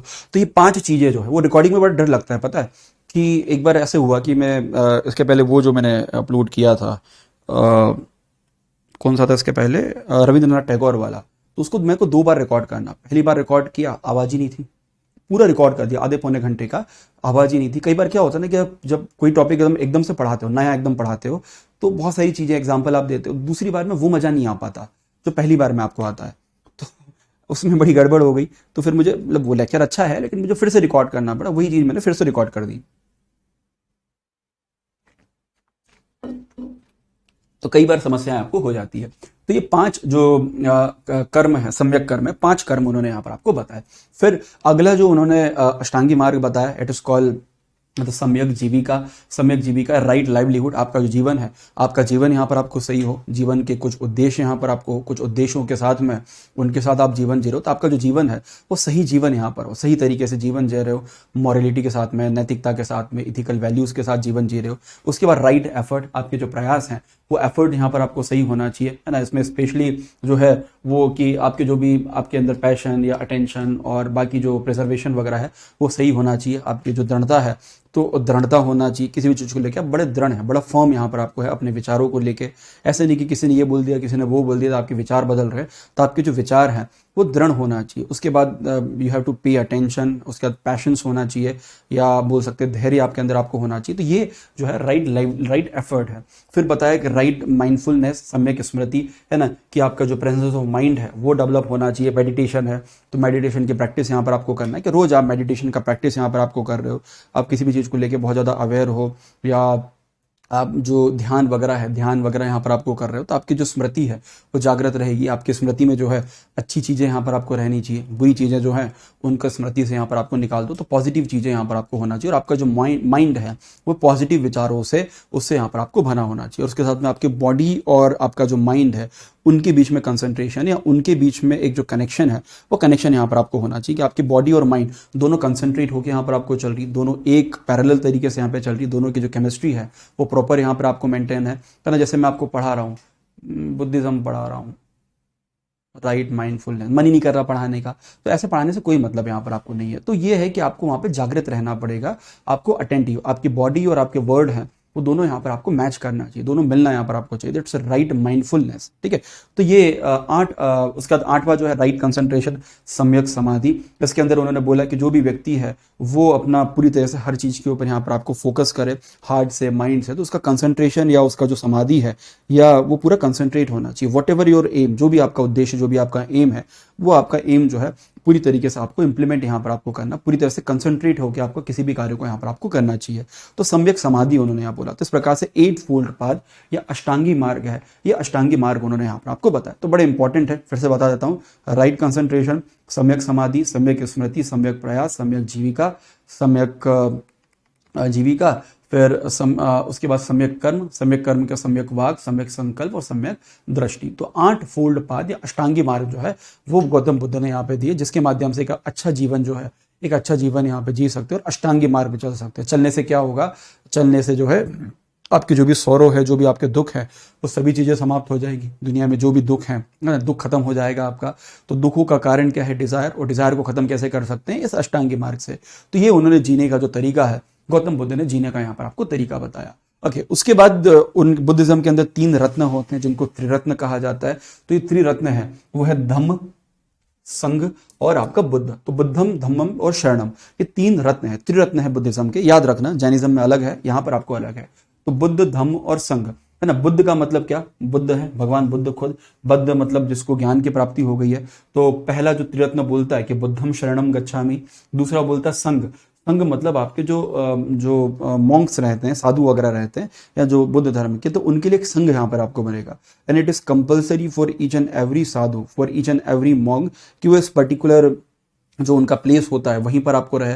जो भी मोनेस्टिक कोड है, जो भी साधुओं के कोड है, उनका यहाँ पे पालन करें। त्रिपिटक के अंदर जो कोड वगैरह लिखे गए हैं, स्पेशली अभिधम्म पिटक के अंदर जो कोड लिखे गए हैं, उन कोड्स का यहाँ पर आपको पालन करें। तो जो धम्म है, तो संघ यहाँ पर आपको होगा संघम शरणम गच्छामि, कि संघ की शरण में यहाँ पर आपको जा रहे हैं। तीसरा जो है धम्म। धम्म का मतलब होता है धर्म, रिलीजन। तो रिलीजन के अंदर, रिलीजन मतलब क्या? बुद्ध धर्म। जो भी बुद्ध धर्म के कंसेप्ट वगैरह हैं, जो भी इनकी फिलोसॉफी है, उस फिलोसॉफी का पालन यहाँ पर आपको करे। तो बुद्धम शरणम गच्छामि, सॉरी, हाँ एक्सक्यूज मी, है ना। तो बुद्धम शरणम गच्छामि, धम्मम शरणम गच्छामि और संघम शरणम गच्छामि। तो ये 3 चीजें उन्होंने यहाँ पर आपको बताई, बुद्ध, धम्म और संघ। बुद्धम शरणम गच्छामि, धम्मम शरणम गच्छामि और संघम शरणम गच्छामि। ये तीनों क्या है? ये तीनों जो है, ये बुद्ध धर्म के त्रिरत्न है ना। कि मैं बुद्ध की शरण में जा रहा हूँ, मैं संघ की शरण में जा रहा हूँ, और मैं धम्म की शरण में यहाँ पर आपको जा रहा हूँ। तो ये 3 रत्न है, त्रिरत्न है, वो बुद्धिज्म के अंदर यहाँ पर आपको बताया। It's called the Buddham, Dhammam and Saranam. What is that? Is I take the refuge in the Buddha, और Buddha takes refuge in the me, कि मैं बुद्ध की शरण में जा रहा हूँ, या बुद्ध मुझे अपनी शरण में ले ले। ठीक है, उसके लिए जो बुद्ध है, तो the Buddha need us for the awakening, कि बुद्ध हमको जागृत करके रखेंगे। धम्मम शरणम गच्छामि, धम्मम शरणम गच्छामि, I take refuge in the dharma, कि धर्म की शरण में यहाँ पर आपको जा रहा हूँ। और जब मैं धर्म की शरण में यहाँ पर आपको जाऊंगा, तो मैं एक तरीके से प्योर हो जाऊंगा। व्हाट इज द धर्म? अभी बताया ना बुद्ध ने कि धर्म यहाँ पर क्या है। धर्म वो चीज है जो आपको प्योर करके, आपको पवित्र करके यहाँ पर आपको रखती है। तो इसके अंदर आपका प्यार या करुणा है, उसके माध्यम से व्यक्ति जो है वो धम्म को यहाँ पर आपको प्राप्त कर सकता है। तो 3 प्योरिटी मैंने आपको बताई, वो 3 प्योरिटी के माध्यम से वो पा सकता है। तीसरा जो है संघ। संघ मतलब संघम शरणम गच्छामि, I take refuge in the sangha, कि मैं संघ की शरण में यहाँ पर आपको जा रहा हूँ। और संघ के अंदर जो भी साधु वगैरह है, वो अपने आप को बुद्ध को समर्पित करके, या संघ को यहाँ पर आपको समर्पित करके अपना जीवन यहाँ पर आपको जीते हैं। तो बुद्धम, धम्मम और संघम, ये 3 चीजें जो है वो बुद्धिज्म के अंदर, बुद्धिज्म के त्रिरत्न या 3 रत्न यहाँ पर आपको बताए गए हैं। ठीक है, तो बुद्ध ने रिलीजन के बारे में, धर्म के बारे में यहाँ पर आपको बोला। उसके बाद बुद्धिज्म के अंदर क्या बुद्ध धर्म आत्मा में, या जो सोल है, उसमें बिलीव करता था। क्योंकि तो हिंदू धर्म के जो मेन कंसेप्ट है, इट्स कॉल्ड द अद्वैत। द्वैत, अद्वैत, विशिष्ट द्वैत, तीनों कंसेप्ट है। तीनों कंसेप्ट में जो आत्मा है वो बड़ी इंपॉर्टेंट है ना। अद्वैत बोलता है कि आत्मा और ब्रह्म दोनों एक है, द्वैत बोलता है कि दोनों अलग अलग है ना, बाद में जाके मिल जाएंगे वगैरह। तो हिंदू धर्म में जो सोल का कंसेप्ट है, आत्मा का कंसेप्ट बड़ा इंपॉर्टेंट है। अब क्या बुद्ध धर्म के अंदर आत्मा का कंसेप्ट माना जाता है? तो उसको लेके बुद्ध धर्म के अंदर जो कंसेप्ट जो यहाँ पर आपको दिए गए, one concept is called the anicca. तो अनिक के अंदर यहाँ पर आपको बोला है कि इस दुनिया के अंदर कुछ भी परमानेंट, यहाँ पे कुछ भी स्थिर यहाँ पर आपको नहीं है।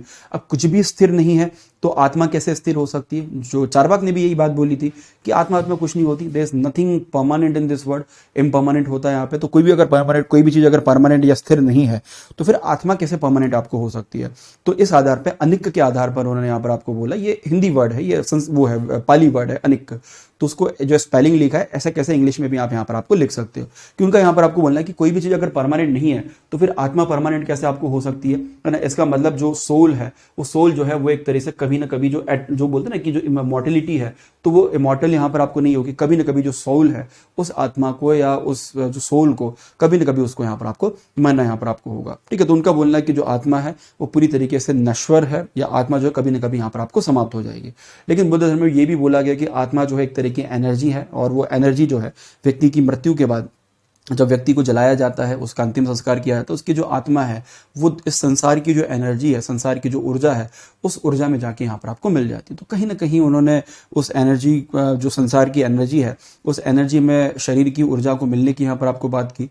तो लगभग ब्रह्मन जैसे ही कंसेप्ट यहाँ पर आपको हो गया कि आत्मा निकल के ब्रह्म यहाँ पे मिल गई, लेकिन उनका बोलना है कि जो एटर्नल एनर्जी इस दुनिया में है उस एनर्जी के अंदर जाके उसके अंदर शायद वो यहाँ पर आपको मिल सकती है। तो बोला कि जो भी है वो परमानेंट है और जो भी है वो परमानेंट यहाँ पर है ना, nothing is permanent in this world. तो आत्मा परमानेंट कैसे हो सकती है? तो अनिक का सिद्धांत उन्होंने यहाँ पर आपको दिया, जिसके अंदर उन्होंने बोला कि कोई भी चीज इसके अंदर परमानेंट यहाँ पर आपको नहीं है। फिर दूसरा सिद्धांत उन्होंने दिया आपका अनंत का। तो अनंत के अंदर यहाँ पर आपको बोला कि कोई भी स्थायी आत्मा या कोई भी स्थायी आत्मा या कोई भी स्थायी आत्मा जो है वो आत्मा नहीं है ना। Believe that there is no permanent self और सोल, कि कोई भी व्यक्ति या कोई भी जो आत्मा है वो परमानेंट यहाँ पर आपको नहीं है ना। उनका बोलना था कि कोई भी चीज अगर परमानेंट नहीं है तो कोई व्यक्ति बार बार चीजें यहाँ पर आपको बदलता है, बार बार जो जीवन है वो जीवन यहाँ पर आपको बदलता है। और उनका बोलना था कि जो भी ऊर्जा यहाँ पे निकलती है तो हो सकता है कि वो ऊर्जा जो है पुनर्जन्म के अंदर यहाँ पर आपको काम आती। जो भी ऊर्जा निकली वो ऊर्जा किसी और व्यक्ति के अंदर आपको चली गई तो वो ऊर्जा जो है वो संसार की ऊर्जा के अंदर यहाँ पर आपको मर्ज हो गई। दिस इज कॉल्ड द अनंत, उसको यहाँ पर आपको कहा गया है ना। अनंत में बोला कि नो अनचेंजिंग परमानेंट एसेंस और सोल।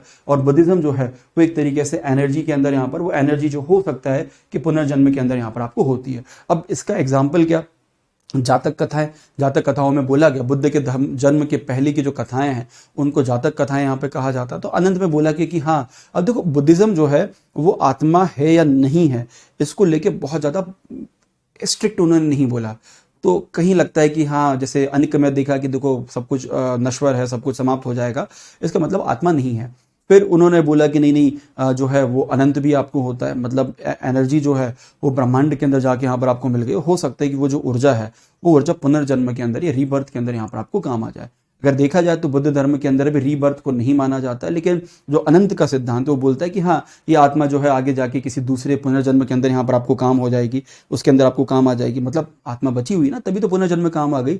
तो अनिक और अनंत दोनों अलग अलग कंसेप्ट यहाँ पर है, दोनों एक दूसरे के कॉन्ट्रडिक्शन यहाँ पर आपको है, ठीक है। लेकिन उनको बोलना है कि ऐसा नहीं कि आत्मा निकल के वहां पर चली गई, फिर वो आत्मा जो है पुनर्जन्म के अंदर अगर वो एनर्जी है तो एनर्जी लगातार पुनर्जन्म के यहाँ पर आपको काम आती रहेगी। और हम लोग साल्वेशन के माध्यम से या हम लोग मोक्ष के माध्यम से उस आत्मा उस एनर्जी को समाप्त नहीं कर सकते। अंडरस्टैंड द थिंग, समझो उस बात को कि आत्मा जो है उसको समाप्त नहीं किया जा सकता। जो सोल जो एनर्जी है, तो व्यक्ति जो है वो ब्रह्मांड की एनर्जी से यहाँ पर आपको बना, जो भी 5 तत्व होते हैं उनसे यहाँ पर आपको बना, और वही 5 तत्व जो हैं वो फिर से उसके अंदर आपको लीन हुआ कि जो एनर्जी निकली, एनर्जी निकल के वापस ब्रह्मांड के अंदर आपको चली गई, और वो एनर्जी जो है वो फिर से पुनर्जन्म के अंदर या रीबर्थ के अंदर यहाँ पर आपको काम आ रही है।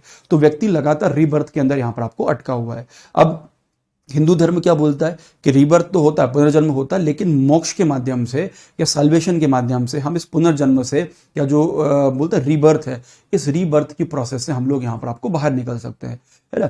बट बुद्धिज्म क्या बोलता है कि नहीं, ये रीबर्थ का प्रोसेस कंटिन्यू चलता रहेगा। पुनर्जन्म जो ऊर्जा मिली वो नया जन्म देगी, फिर नया जन्म देगी, फिर नया जन्म देगी। तो ये जो प्रोसेस है ये प्रोसेस लगातार यहाँ पर आपको चलता रहेगा। दिस इज कॉल्ड अनंत। तो ये अनंत का सिद्धांत उन्होंने आपको दिया, ठीक है। उसके बाद बुद्ध से पूछा कि मृत्यु क्या है, डेथ क्या है। तो डेथ का उन्होंने यहाँ पर आपको बोला कि हमारा जो शरीर है वो 4 चीजों से मिलकर यहाँ पर आपको बना है ना। क्या है? अग्नि, जल, पृथ्वी और वायु, है ना। अग्नि, जल, पृथ्वी और वायु। इसके अंदर आपको जो आकाश है, आकाश नहीं है, हिंदू धर्म के अंदर आकाश नहीं है। तो इनके अकॉर्डिंग 4 तत्वों से हम लोग यहाँ पर आपको बने। जैनिज्म के अंदर 7 चीजों का कंसेप्ट दिया कि अब जब पढ़ेंगे जैनिज्म पता चलेगा 7 थिंग्स है, 7 चीजें हैं, उनसे शरीर यहाँ पर आपको बना है। लेकिन बुद्धिज्म बोलता है कि अग्नि, जल, पृथ्वी और वायु, इन 3 चीजों से जो पूरा जो ब्रह्मांड है, पूरा जो आपका सोल है, आपकी आत्मा यहाँ पे बनी है। और जब व्यक्ति मृत्यु के बाद इन्हीं चीजों में वापस मिल जाता है ना, कि वापस आप उसी के अंदर आपको मिल गए। इसका मतलब क्या है? इसका मतलब यहाँ पर आपको डेथ है, इसका मतलब यहाँ पर आपको मृत्यु है, ठीक है। तो सेपरेशन फ्रॉम देम, कि ये चारों चीजें यहाँ पर आपको अलग हो गई कि अग्नि, जल, वायु, पृथ्वी, इन चारों से हमारा शरीर यहाँ पे बना है। और ये चारों चीजें जब सेपरेट हो गई, चारों चीजें जब अलग हो गई, इसका मतलब क्या हो गया? इसका मतलब यहाँ पर आपको मृत्यु, यहाँ पर डेथ यहाँ पर आपको हो गया, ठीक है। तो मृत्यु की बात हो गई। अब बुद्ध अपने शिष्यों को बोलते थे कि मृत्यु से आपको भय की जरूरत नहीं है। मृत्यु जो है वो कभी ना कभी तो मृत्यु यहाँ पर आपको आनी है ना। कभी ना कभी आपको जो डेथ है वो कभी ना कभी आनी। तो मृत्यु का जो सत्य है वो आपको हमेशा पता होना चाहिए, and you are always ready कि आपकी मृत्यु यहाँ पर आपको हो जाए। एनी टाइम आपकी मृत्यु हो सकती है। तो किसी भी बुद्ध व्यक्ति को आप जो मृत्यु से यहाँ पर आपको नहीं डरना चाहिए, ठीक है। ये होगा कि बाद में जो है कि मृत्यु हो जाएगी व्यक्ति की, तो उसका हो सकता है कि उसका पुनर्जन्म हो जाए, रीबर्थ हो जाए, और रीबर्थ ज्यादा अच्छा हो। इसका मतलब कहीं ना कहीं बुद्धिज्म के अंदर रीबर्थ को माना गया है, लेकिन रीबर्थ के नाम पे, पुनर्जन्म से मुक्ति के नाम पे जो मोक्ष है, उसके नाम पे जो साल्वेशन है, उसके अंदर बुद्धिज्म के अंदर विश्वास उसके अंदर यहाँ पर आपको नहीं किया। उनका बोलना है कि एनलाइटमेंट की प्राप्ति यहाँ पर आपको हो गई, तो एनलाइटमेंट की प्राप्ति के बाद व्यक्ति जो है वो एक तरीके से पूरा ज्ञानवान यहाँ पर आपको हो जाएगा। तो उसके बाद जब एनलाइटमेंट, उसको ज्ञान यहाँ पर आपको मिल गया, तो वो फिर पुनर्जन्म से यहाँ पर एक तरीके से आपको मुक्त हो जाएगा। तो बुद्धिज्म के अंदर जो मेन लास्ट कंसेप्ट है वो है यहाँ पर आपको निर्वाण का, कि निर्वाण की प्राप्ति हो गई। अब निर्वाण का मतलब ये नहीं होगा कि मोक्ष मिल गया, व्यक्ति मर गया, उसको उधर गंगा में यहाँ पे बहा दिया, अब उसकी आत्मा स्वर्ग पहुंच गई वगैरह वगैरह। स्वर्ग नरक का तो कोई कंसेप्ट है ही नहीं। यहाँ पर यह है कि व्यक्ति को ज्ञान मिल गया, और ज्ञान कहाँ पर मिला? इसी दुनिया के अंदर यहाँ पर आपको मिला, इसी संसार में व्यक्ति को यहाँ पर आपको ज्ञान मिला, और यहीं पर ज्ञान मिला तो वो ज्ञान वाली जो एनर्जी है, जो उष्मा, जो एनर्जी आपके अंदर है, जो ऊर्जा आपके अंदर है, वो संसार में जाके मिल जाएगी, वो ऊर्जा किसी और के अंदर यहाँ पर आपको जाएगी। तो इस प्रकार से लगातार ये जो चक्र है, या ये जो रीबर्थ का जो चक्र है, वो लगातार चक्र यहाँ पर आपको चलता रहेगा। तो दिस अ कंटिन्यूस प्रोसेस, एक सतत प्रक्रिया है। इस सतत प्रक्रिया के माध्यम से रीबर्थ यहाँ पे चलता जाएगा। और ये चीज़ जो है, ये जातक स्टोरीज हैं, उन जातक स्टोरीज के अंदर भी इसके बारे में यहाँ पर आपको बात यहाँ पे की गई। ठीक है, तो ये कंसेप्ट उन्होंने यहाँ पे बताया, मृत्यु के बारे में बताया, धर्म के बारे में यहाँ पर आपको बताया ना, अभी इस स्टार्टिंग में देखा। अब इनके अकॉर्डिंग धर्म यहाँ पर आपको क्या है ना, शुरू में हमने धर्म के बारे में यहाँ पर आपको बात की थी कि धर्म के बारे में उन्होंने यहाँ पे क्या बोला, तो वो प्योरिटी वाला कंसेप्ट तो हम लोग देख चुके हैं। इसको कोशिश करना है कि वो वाला जो टॉपिक था बुद्ध के धर्म वाला, उसके साथ यहाँ पर आपको मर्ज कर लेना। अब बुद्ध के अकॉर्डिंग धर्म यहाँ पर आपको क्या है, क्या भगवान है, नहीं है, इसको लेके बुद्धिज्म बहुत ज़्यादा क्लियर इसके लेके यहाँ पर आपको नहीं है। ठीक है, अब एक स्टोरी मैं आपको सुनाता हूँ। एक बार क्या हुआ कि एक शिष्य भगवान बुद्ध के पास आया, और भगवान उनके पास, उनके जो शिष्य दूसरे एक और जो उनके मेन शिष्य थे आनंद, वो उनके पास बैठे हुए हैं। तो व्यक्ति आके पूछता है कि प्रणाम तथागत। बोले प्रणाम। बोले क्या हुआ? बोले क्या भगवान है कि नहीं? तो उनने पूछा कि आपको क्या लगता है कि भगवान है या नहीं? तो उसने बोला मुझे लगता भगवान है ना। व्यक्ति बोला मुझे लगता भगवान है। तो बुद्ध बोले भगवान नहीं है। बोले चलो ठीक है यार, बुद्ध बोले तो नहीं होंगे। फिर दूसरा व्यक्ति आया, उसने पूछा प्रणाम भगवान। बोले हाँ प्रणाम तथागत। बोले हाँ क्या हुआ? बोले एक सवाल पूछना था। बोले हाँ पूछो। बोले भगवान है या नहीं है? तो उन्होंने बोला तुमको क्या लगता है? तो बोलता मुझे लगता नहीं है। तो बुद्ध बोलते ही नहीं भगवान है। वो आनंद चकरा गया, हो क्या रहा है। फिर तीसरा शिष्य आया, एक और व्यक्ति आया, उसने पूछा कि भगवान बुद्ध क्या भगवान है? तो बोलता तुम्हें क्या लगता है? तो बोलता मुझे लगता भगवान है भी और नहीं भी है। बोले मुझे भी लगता भगवान है या नहीं है, हो सकता है कि हो या नहीं हो, मुझे भी नहीं कंफर्म नहीं है भगवान है या नहीं है। बोले यार क्या बेवकूफ़ आदमी है, अभी तीनों को अलग अलग आंसर यहाँ पे दिया। तो तथागत के पास जाते हैं वो आनंद, और उनसे यहाँ पर आपको पूछते हैं कि यार आपने तीनों को अलग अलग आंसर यहाँ पर दिया। तो बोले तीनों को अलग अलग आंसर इसलिए दिया कि तीनों को मैंने खोज के अंदर यहाँ पर आपको लगा दिया। जिसको मैंने बोला कि भगवान है, उसने बोला है, मैंने बोला नहीं है, तो वो सर्च में लग गया कि मुझे भगवान को खोजना है। जिसको मैंने बोला भगवान नहीं है, वो ये प्रूव करने में ये लग जाएगा कि भगवान है। और जिसको बोला कि है या नहीं है, वो भी एक तरह की सर्च में लग जाएगा कि भगवान है या नहीं है। तो तीनों व्यक्तियों को मैंने, या तीनों जो पर्सन थे, तीनों शिष्य थे, उन तीनों शिष्यों को मैंने एक सर्च के अंदर, या एक बोलते हैं एक खोज है, उस खोज के अंदर यहाँ पर आपको लगा दिया कि भगवान है या नहीं है। वो तीनों यहाँ पर आपको खोजते रहेंगे। तो बुद्धिज्म के अंदर मेनली अगर आप देखोगे तो बुद्धिज्म के अंदर न भगवान के एग्जिस्टेंस को उन्होंने एक्सेप्ट किया है, न भगवान के एग्जिस्टेंस को उन्होंने यहाँ पर आपको रिजेक्ट किया। हाँ, बुद्ध धर्म के अंदर जो मूर्ति पूजा है, जो आइडल वर्शिप है, आइडल वर्शिप को उन्होंने जरूर यहाँ पे रिजेक्ट किया है कि आइडल वर्शिप या मूर्ति पूजा है वो स्ट्रिक्टली यहाँ पर आपको नहीं है। लेकिन आइडल वर्शिप नहीं है, लेकिन जो भगवान है उनके एग्जिस्टेंस को उन्होंने एक्सेप्ट किया है, न उनके एग्जिस्टेंस को उन्होंने यहाँ पर आपको रिजेक्ट किया है। उनका बोलना है कि कोई ऐसी शक्ति यहाँ पर आपको जरूर है, और इसके माध्यम से आप एक सर्च में या खोज के अंदर यहाँ पर आपको निकल सकते हो। ठीक है, उसके बाद उन्होंने जो मेन कंसेप्ट यहाँ पर बोला कि there is a law of karma का सिद्धांत यहाँ पर आपको दिया कि जो भी इस संसार में आप भोग रहे हो वो सभी चीजें आपके कर्म के हिसाब से। तो हिंदू धर्म, जैन धर्म, बौद्ध धर्म, हर तीनों धर्म के अंदर जो कर्म का जो कंसेप्ट है, तीनों धर्म के अंदर यहाँ पर आपको दिया हुआ है। अब जैसे हिंदू धर्म के अंदर है कि जैसा कर्म करोगे वैसा फल आपको यहाँ पर आपको मिलेगा, है ना, या कर्म करो फल की इच्छा मत करो। तो ये हिंदू धर्म का कंसेप्ट हो गया। यहाँ पर कंसेप्ट यहाँ पर आपको हो गया कि व्यक्ति जो है वो अपने कर्म के हिसाब से उसको जीवन यहाँ पर, या कर्म के हिसाब से उसको लाइफ यहाँ पे मिलती है। जैनिज्म इसको लेके कुछ और बोलता है। जैनिज्म का बोलना है कि इस जन्म में तुम जो भी अभी भोग रहे हो, अच्छा बुरा जो भी तुम अभी भोग रहे हो, जो भी तुमको अभी फल यहाँ पे मिल रहा है, ये सब आपके पुराने जन्मों की कहानी है। पुराने जन्म में जो दुख किए थे, उन दुखों के कारण आपको इस जीवन के अंदर दुख, इस जीवन के अंदर आपको सौरव यहाँ पे मिल रहा है। तो इसका सॉल्यूशन क्या है? इसका सॉल्यूशन यहाँ पर यह है कि इस जन्म में अच्छे कर्म कर लो कि तुम्हारा अगला जन्म यहाँ पे सुधर जाए। और बुद्ध बोलते हैं कि नहीं, ये सब चीजें नहीं, जो भी कर्म है वो कर्म यहीं पर भोगना है, उनका फल यहाँ पर आपको यहीं पर मिलेगा। और लगभग यही चीज जो है वो इस्लाम भी यहाँ पर आपको बोलता है। और हिंदू धर्म बोलता है कि जो भी कर्म करोगे उनका फल आपको मिलेगा, और जो भी अच्छा कर्म तो अच्छा, बुरे कर्म करोगे तो बुरा मिलेगा, है ना। जैसा कर्म होगा वैसा फल यहाँ पर आपको मिलेगा। उसके बाद उन्होंने यहाँ पर आपको बोला कि व्यक्ति जो है, मानव की जो दशा है उसके कर्मों पे निर्भर करती है कि whatever you are feeling, whatever your condition right now, वो आपके कर्मों की यहाँ पे सजा, जो भी आपने कर्म किए हैं उन कर्मों की यहाँ पर आपको सजा है। उसका बाद उनका बोलना था कि जो सोल है, वो आत्मा जो है, वो एक तरीके से आत्मा एग्जिस्ट नहीं करती, लेकिन आत्मा की जगह जो उन्होंने एनर्जी की यहाँ पर आपको बात की है, दैट एनर्जी एग्जिस्ट, और वो आज जो एनर्जी, वो जो ऊर्जा है, वो ऊर्जा ही एक तरीके से यहाँ पर आपको आत्मा यहाँ पर है। तो एक तरीके वो जो एनर्जी है, वो एनर्जी हर व्यक्ति में होती है, और वो एनर्जी के माध्यम से ही पुनर्जन्म यहाँ पर आपको हो सकता है। उसके बाद उन्होंने अहिंसा के बारे में बात की, धर्म के अंदर अहिंसा होना चाहिए। जैनिज्म और बुद्धिज्म दोनों धर्मों के अंदर अहिंसा की यहाँ पे बात की गई है ना, या आपका जो नॉन वायलेंस है, उस नॉन वायलेंस के कंसेप्ट को यहाँ पर आपको दिया गया। उसके बाद उन्होंने बोला कि हर व्यक्ति को जो है वो बाकी प्राणियों के साथ में प्यार रखना चाहिए। जो भी प्राणी, दूसरे जो क्रिएचर्स हैं, उन क्रिएचर के साथ में जो करुणा के या कंपैशन है, उस कंपैशन के साथ में किसी व्यक्ति को यहाँ पर आपको रहना चाहिए। तो ये उन्होंने धर्म के बारे में बोला। उसके बाद उन्होंने बोला कि धर्म जो है एक तरीके से वो नैतिकता के बराबर है। 3 प्रकार की प्योरिटी मैंने आपको यहाँ पर आपको बताई थी। जो भी प्योरिटी यहाँ पर आपको होगी, it is purity of thought, विचारों की शुद्धता, आपके शब्दों की शुद्धता, और आपके कर्मों की शुद्धता। तो तीनों प्रकार की शुद्धताएं उन्होंने यहाँ पर बताई, purity of thought, purity of word और प्योरिटी ऑफ योर डीड। आपके विचारों की शुद्धता, आपके शब्दों की शुद्धता और आपके कर्मों की शुद्धता। तो लगभग वही चीज जो हमने पहले देखी थी। तो 3 प्रकार की शुद्धता है, वो शुद्धता उन्होंने इसके अंदर यहाँ पर आपको बताई। और इन शुद्धताओं को आप कैसे प्राप्त कर सकते हो? आप जो है वो अष्टांगी मार्ग में आप चलेंगे, या 8 फोल्ड पाथ पे यहाँ पर आपको चलेंगे, या कम से कम आप किसी भी चीज के अंदर ब्लाइंडली फेथ नहीं करेंगे, आप रीजन करेंगे, तर्क करेंगे। जो विवेकानंद ने बोला था, तो आप तर्क करेंगे, या जो विमर्श, तर्क और विमर्श करेंगे, तो आप सही रास्ते पे चल सकते हो। किसी प्रकार के ब्लाइंड रास्ते पे, किसी प्रकार के अंध रास्ते पे आपको यहाँ पर आपको नहीं चलना है। तो ये चीजें उन्होंने बोली। अब उसके बाद जाति व्यवस्था को लेके उन्होंने क्या बोला? अब जाति व्यवस्था को लेके, कास्ट सिस्टम को लेके भगवान जो बुद्ध हैं उन्होंने बहुत ज़्यादा कोई स्ट्रिक्ट बात यहाँ पर आपको नहीं बोली। इनका यहाँ पर आपको बोलना था कास्ट सिस्टम को लेके, जाति प्रथा को यहाँ पर आपको लेके, कि हाँ, जाति प्रथा उस समय एग्जिस्ट करती थी। तो जाति प्रथा के ऊपर न जाति प्रथा को उन्होंने कंडेम किया, न जाति प्रथा को उन्होंने यहाँ पर आपको सपोर्ट यहाँ पर आपको किया।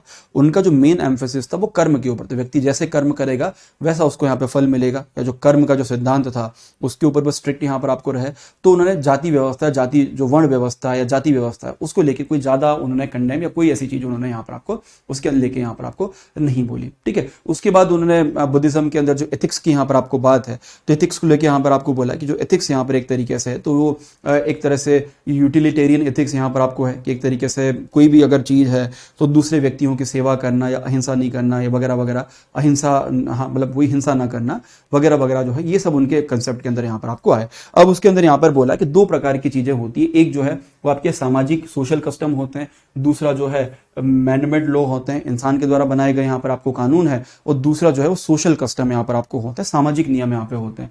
तो 2 प्रकार के कंसेप्ट यहाँ पर आपको होते हैं, और उनका यहाँ पर आपको बोलना था कि जो मैनमेड लॉ और जो सोशल कस्टम है, they do not form the basis of the Buddha. ये दोनों चीजें हैं, बुद्ध का जो एथिक्स है उस एथिक्स को यहाँ पर, या बुद्ध धर्म का जो दर्शन है उस दर्शन को यहाँ पर आपको नहीं बना सकते। और उनका यहाँ पे बोलना कि बुद्ध धर्म का जो एथिक्स यहाँ पर आपको है, ये एक तरीके से जो सोशल कस्टम उनके ऊपर डिपेंड नहीं है, न ही जो प्रकृति के जो नियम है उनके ऊपर यहाँ पर डिपेंड है। ये एक तरीके से व्यक्ति के जो कर्म है, उनके जो रिलीजन के कर्म है, उनके आधार पर यहाँ पर आपको आधारित यहाँ पर है। तो ये उन्होंने बुद्धिज्म के अंदर जो एथिकल सिस्टम है, उस एथिकल सिस्टम की उन्होंने पर आपको बात करी है ना। Just wait, we will take a 1 minute break.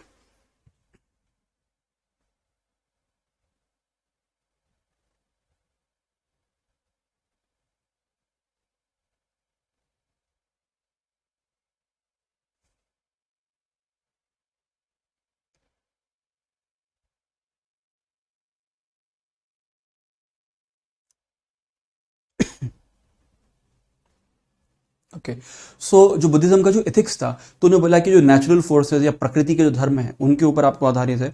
तो बोला कोई भी व्यक्ति अगर कर्म करेगा, या कोई भी व्यक्ति जो है एथिकल रिस्पॉन्सिबिलिटी होगी, तो वो आपके जो कर्म है उनके हिसाब से आपको होगी, और जो नेचुरल पावर है, नेचुरल फोर्सेस हैं, या प्रकृति का जो न्याय है, उसी हिसाब से बुद्ध का न्याय भी यहाँ पर आपको होगा। तो ये बात उन्होंने एथिक्स के बारे में बोली कि बुद्धिज्म जो है it's rooted in the natural law, प्राकृतिक नियम के अंदर यहाँ पर आपको आधारित है। किसी प्रकार का कोई भी जो है वो जो मॉडर्न वर्ल्ड या आधुनिक दुनिया में जो चीज़ें हैं उनके ऊपर आधारित ये बुद्ध की जो नैतिकता है या बुद्ध का जो एथिक्स है उनके ऊपर आपको नहीं है।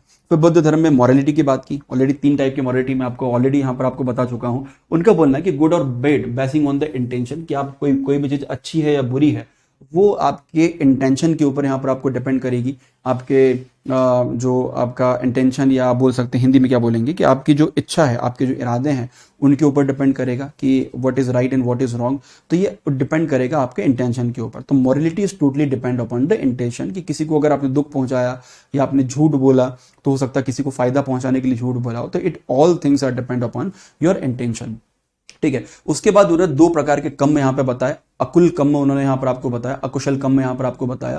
क्योंकि बोला कि जो भी चीजें जो है जिसके अंदर ग्रीड, हेट्रेड या सेल्फिशनेस यहाँ पर आपको हो, लालच हो, या लालच के अलावा जो है वो हेट्रेड यहाँ पर आपको हो। हेट्रेड मतलब एक तरीके से जो है वो आपका कोई ऐसा हेट्रेड हो या सेल्फिशनेस यहाँ पर आपको हो, तो इसको उन्होंने अकुल्ल कम यहाँ पर आपको बताया। दिस इज कॉल्ड द अकुल्ल कम। ऐसा कम जो अकुल यहाँ पर, अकुशल यहाँ पर आपको है, या गलत कम है। उसका दूसरा उन्होंने बताया, उन्होंने सकुल कम या कुशल कम यहाँ पर आपको बताया कि जिसके अंदर जेनरसिटी यहाँ पर आपको हो, जिसके अंदर जो है वो मेघा कोई भी मतलब अच्छी चीजें यहाँ पर आपको हो। कुशल कम यहाँ पर आपको होगा उदारता हो, प्रेम हो, ज्ञान हो। तो इसको कुशल कम में बोला कि अच्छा कार्य बोला। तो उनको बोला जो मॉरलिटी है it is depend upon the अकुशल कम और कुशल कम, ना अकुल और अशुल भी बोला जाता है उसको।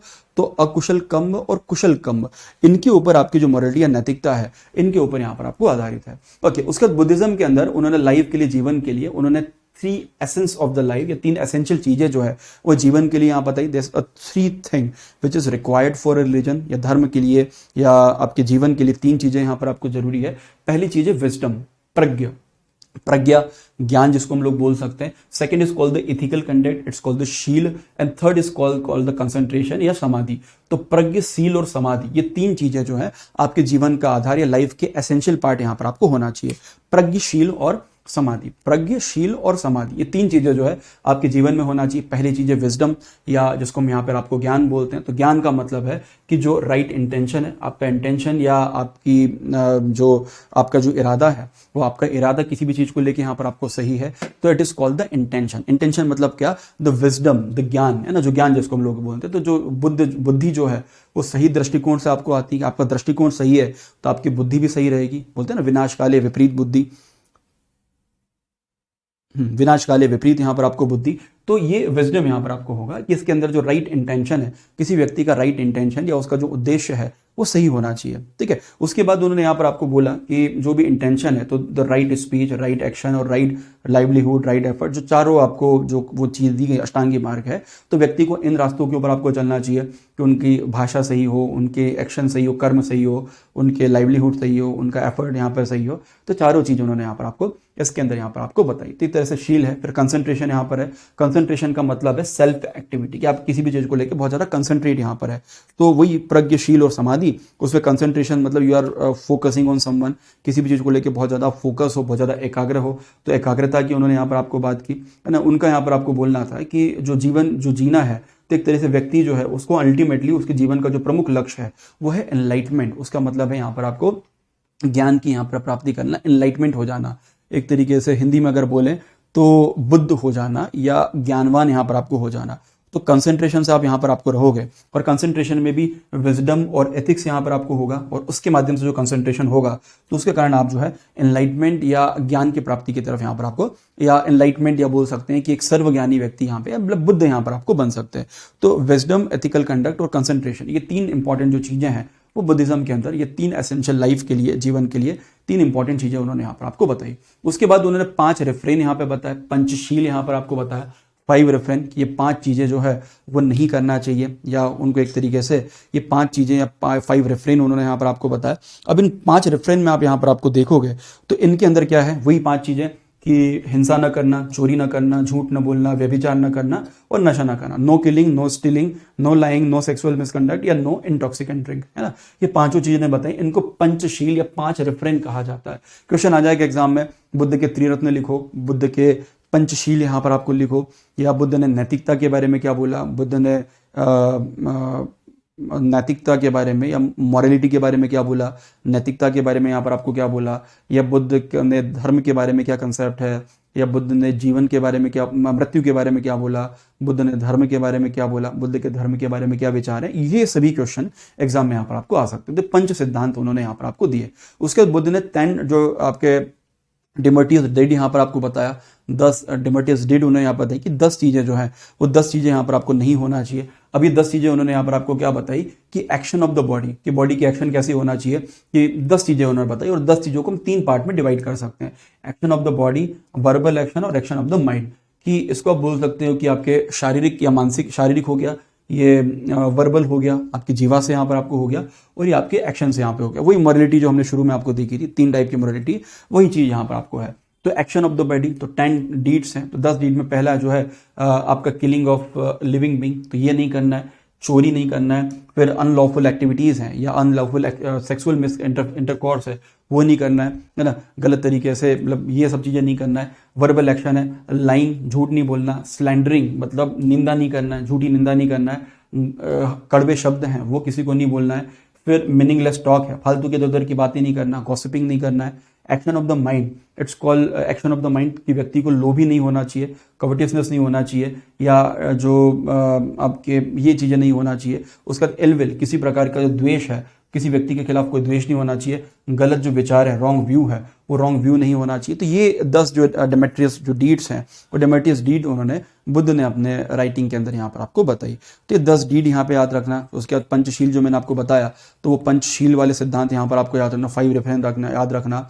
तो जितनी भी नैतिकता की 10-12 चीज़ें मैंने बताई हैं, यहीं से बुद्धिज्म के ऊपर क्वेश्चन आएंगे। इसके बाहर कोई क्वेश्चन एथिक्स के अंदर, तो बुद्धिज्म के अंदर यहाँ पर आपको नहीं जाएगा। आप अभी 28 तारीख के पहले अनअकैडमी का प्लस सब्सक्रिप्शन खरीदते हैं 22 से 28 के बीच में, तो इसमें आपको मिलेगा अनअकैडमी के प्लस सब्सक्रिप्शन पे 20% डिस्काउंट, 20% डिस्काउंट, और उसी के साथ में आपको मिलेगा 3 महीने का एडिशनल बेनिफिट। मतलब अगर आप 1 साल का सब्सक्रिप्शन खरीदते हैं तो 3 महीने का सब्सक्रिप्शन आपको एक्स्ट्रा मिल जाएगा। और इसके लिए आपको सिंपली मेरा कोड पवन लाइव है, इस कोड का यूज़ आपको करना है। उसके अलावा व्यापम के कोर्सेज के ऊपर भी सेम ऑफर आप एप्लीकेबल है, you can go and take plus subscription और व्यापम ऑल्सो। तो व्यापम भी आपको सेम इसी प्रकार का ऑफर मिल जाएगा। उसके साथ जो इंपॉर्टेंट कोर्सेज अभी के समय पे चल रहे हैं, तो एक मेरा इंपॉर्टेंट कोर्स चल रहा है स्टेप टू नरोना, जिसके अंदर एक कंप्लीट एमपीजी के एमपीपीएससी प्रीलिम्स 2022 के लिए मैं आपको एक पूरा कोर्स कंप्लीट करूंगा, जिसमें हम लोग पूरा एमपीजी के जो है वो कंप्लीट करेंगे। It include unit number 1, unit number 3, unit number 5, पूरा एमपी का कंप्लीट होगा। उसके अलावा एमपी का एजुकेशन, एमपी का हेल्थ और जितने भी मिसलेनियस टॉपिक्स हैं सभी कंप्लीट किए जाएंगे। और उसी तरीके से स्टेप टू नरोना में और भी कई सारे जो बाकी बचे हुए यूनिट हैं वो भी इसके अंदर मैं आपको पढ़ाने वाला हूँ। और इन तमाम चीज़ों के लिए आपको सिंपली मेरा कोड है पवन लाइव यूज़ करना है। You can also go to Unacademy store, और अनअकैडमी स्टोर पर भी जाकर इसको आप परचेज कर सकते हैं।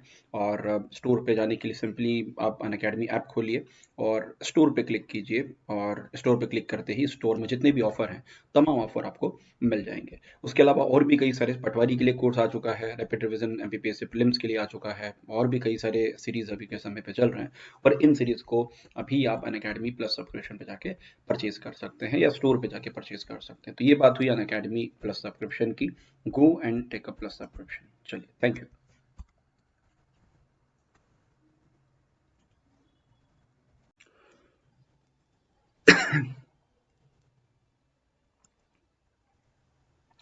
और इसी के साथ चल रहा है अनअकैडमी का एक बड़ा इंपॉर्टेंट ऑफर। और अगर आप अभी 28 तारीख के पहले अनअकैडमी का प्लस सब्सक्रिप्शन खरीदते हैं 22 से 28 के बीच में, तो इसमें आपको मिलेगा अनअकैडमी के प्लस सब्सक्रिप्शन पे 20% डिस्काउंट, 20% डिस्काउंट, और उसी के साथ में आपको मिलेगा 3 महीने का एडिशनल बेनिफिट। मतलब अगर आप 1 साल का सब्सक्रिप्शन खरीदते हैं तो 3 महीने का सब्सक्रिप्शन आपको एक्स्ट्रा मिल जाएगा। और इसके लिए आपको सिंपली मेरा कोड पवन लाइव है, इस कोड का यूज़ आपको करना है। उसके अलावा व्यापम के कोर्सेज के ऊपर भी सेम ऑफर आप एप्लीकेबल है, you can go and take plus subscription और व्यापम ऑल्सो। तो व्यापम भी आपको सेम इसी प्रकार का ऑफर मिल जाएगा। उसके साथ जो इंपॉर्टेंट कोर्सेज अभी के समय पे चल रहे हैं, तो एक मेरा इंपॉर्टेंट कोर्स चल रहा है स्टेप टू नरोना, जिसके अंदर एक कंप्लीट एमपीजी के एमपीपीएससी प्रीलिम्स 2022 के लिए मैं आपको एक पूरा कोर्स कंप्लीट करूंगा, जिसमें हम लोग पूरा एमपीजी के जो है वो कंप्लीट करेंगे। It include unit number 1, unit number 3, unit number 5, पूरा एमपी का कंप्लीट होगा। उसके अलावा एमपी का एजुकेशन, एमपी का हेल्थ और जितने भी मिसलेनियस टॉपिक्स हैं सभी कंप्लीट किए जाएंगे। और उसी तरीके से स्टेप टू नरोना में और भी कई सारे जो बाकी बचे हुए यूनिट हैं वो भी इसके अंदर मैं आपको पढ़ाने वाला हूँ। और इन तमाम चीज़ों के लिए आपको सिंपली मेरा कोड है पवन लाइव यूज़ करना है। You can also go to Unacademy store, और अनअकैडमी स्टोर पर भी जाकर इसको आप परचेज कर सकते हैं। और स्टोर पे जाने के लिए सिंपली आप अनअकैडमी ऐप खोलिए और स्टोर पे क्लिक कीजिए, और स्टोर पे क्लिक करते ही स्टोर में जितने भी ऑफर हैं तमाम ऑफर आपको मिल जाएंगे। उसके अलावा और भी कई सारे पटवारी के लिए कोर्स आ चुका है, रैपिड रिवीजन एमपीपीएससी प्रीलिम्स के लिए आ चुका है, और भी कई सारे सीरीज अभी के समय पे चल रहे हैं। पर इन सीरीज को अभी आप अनअकैडमी प्लस सब्सक्रिप्शन पे जाके परचेज कर सकते हैं, या स्टोर पे जाके परचेज कर सकते हैं। तो ये बात हुई अनअकैडमी प्लस सब्सक्रिप्शन की। Go and take a plus subscription. चलिए, थैंक यू।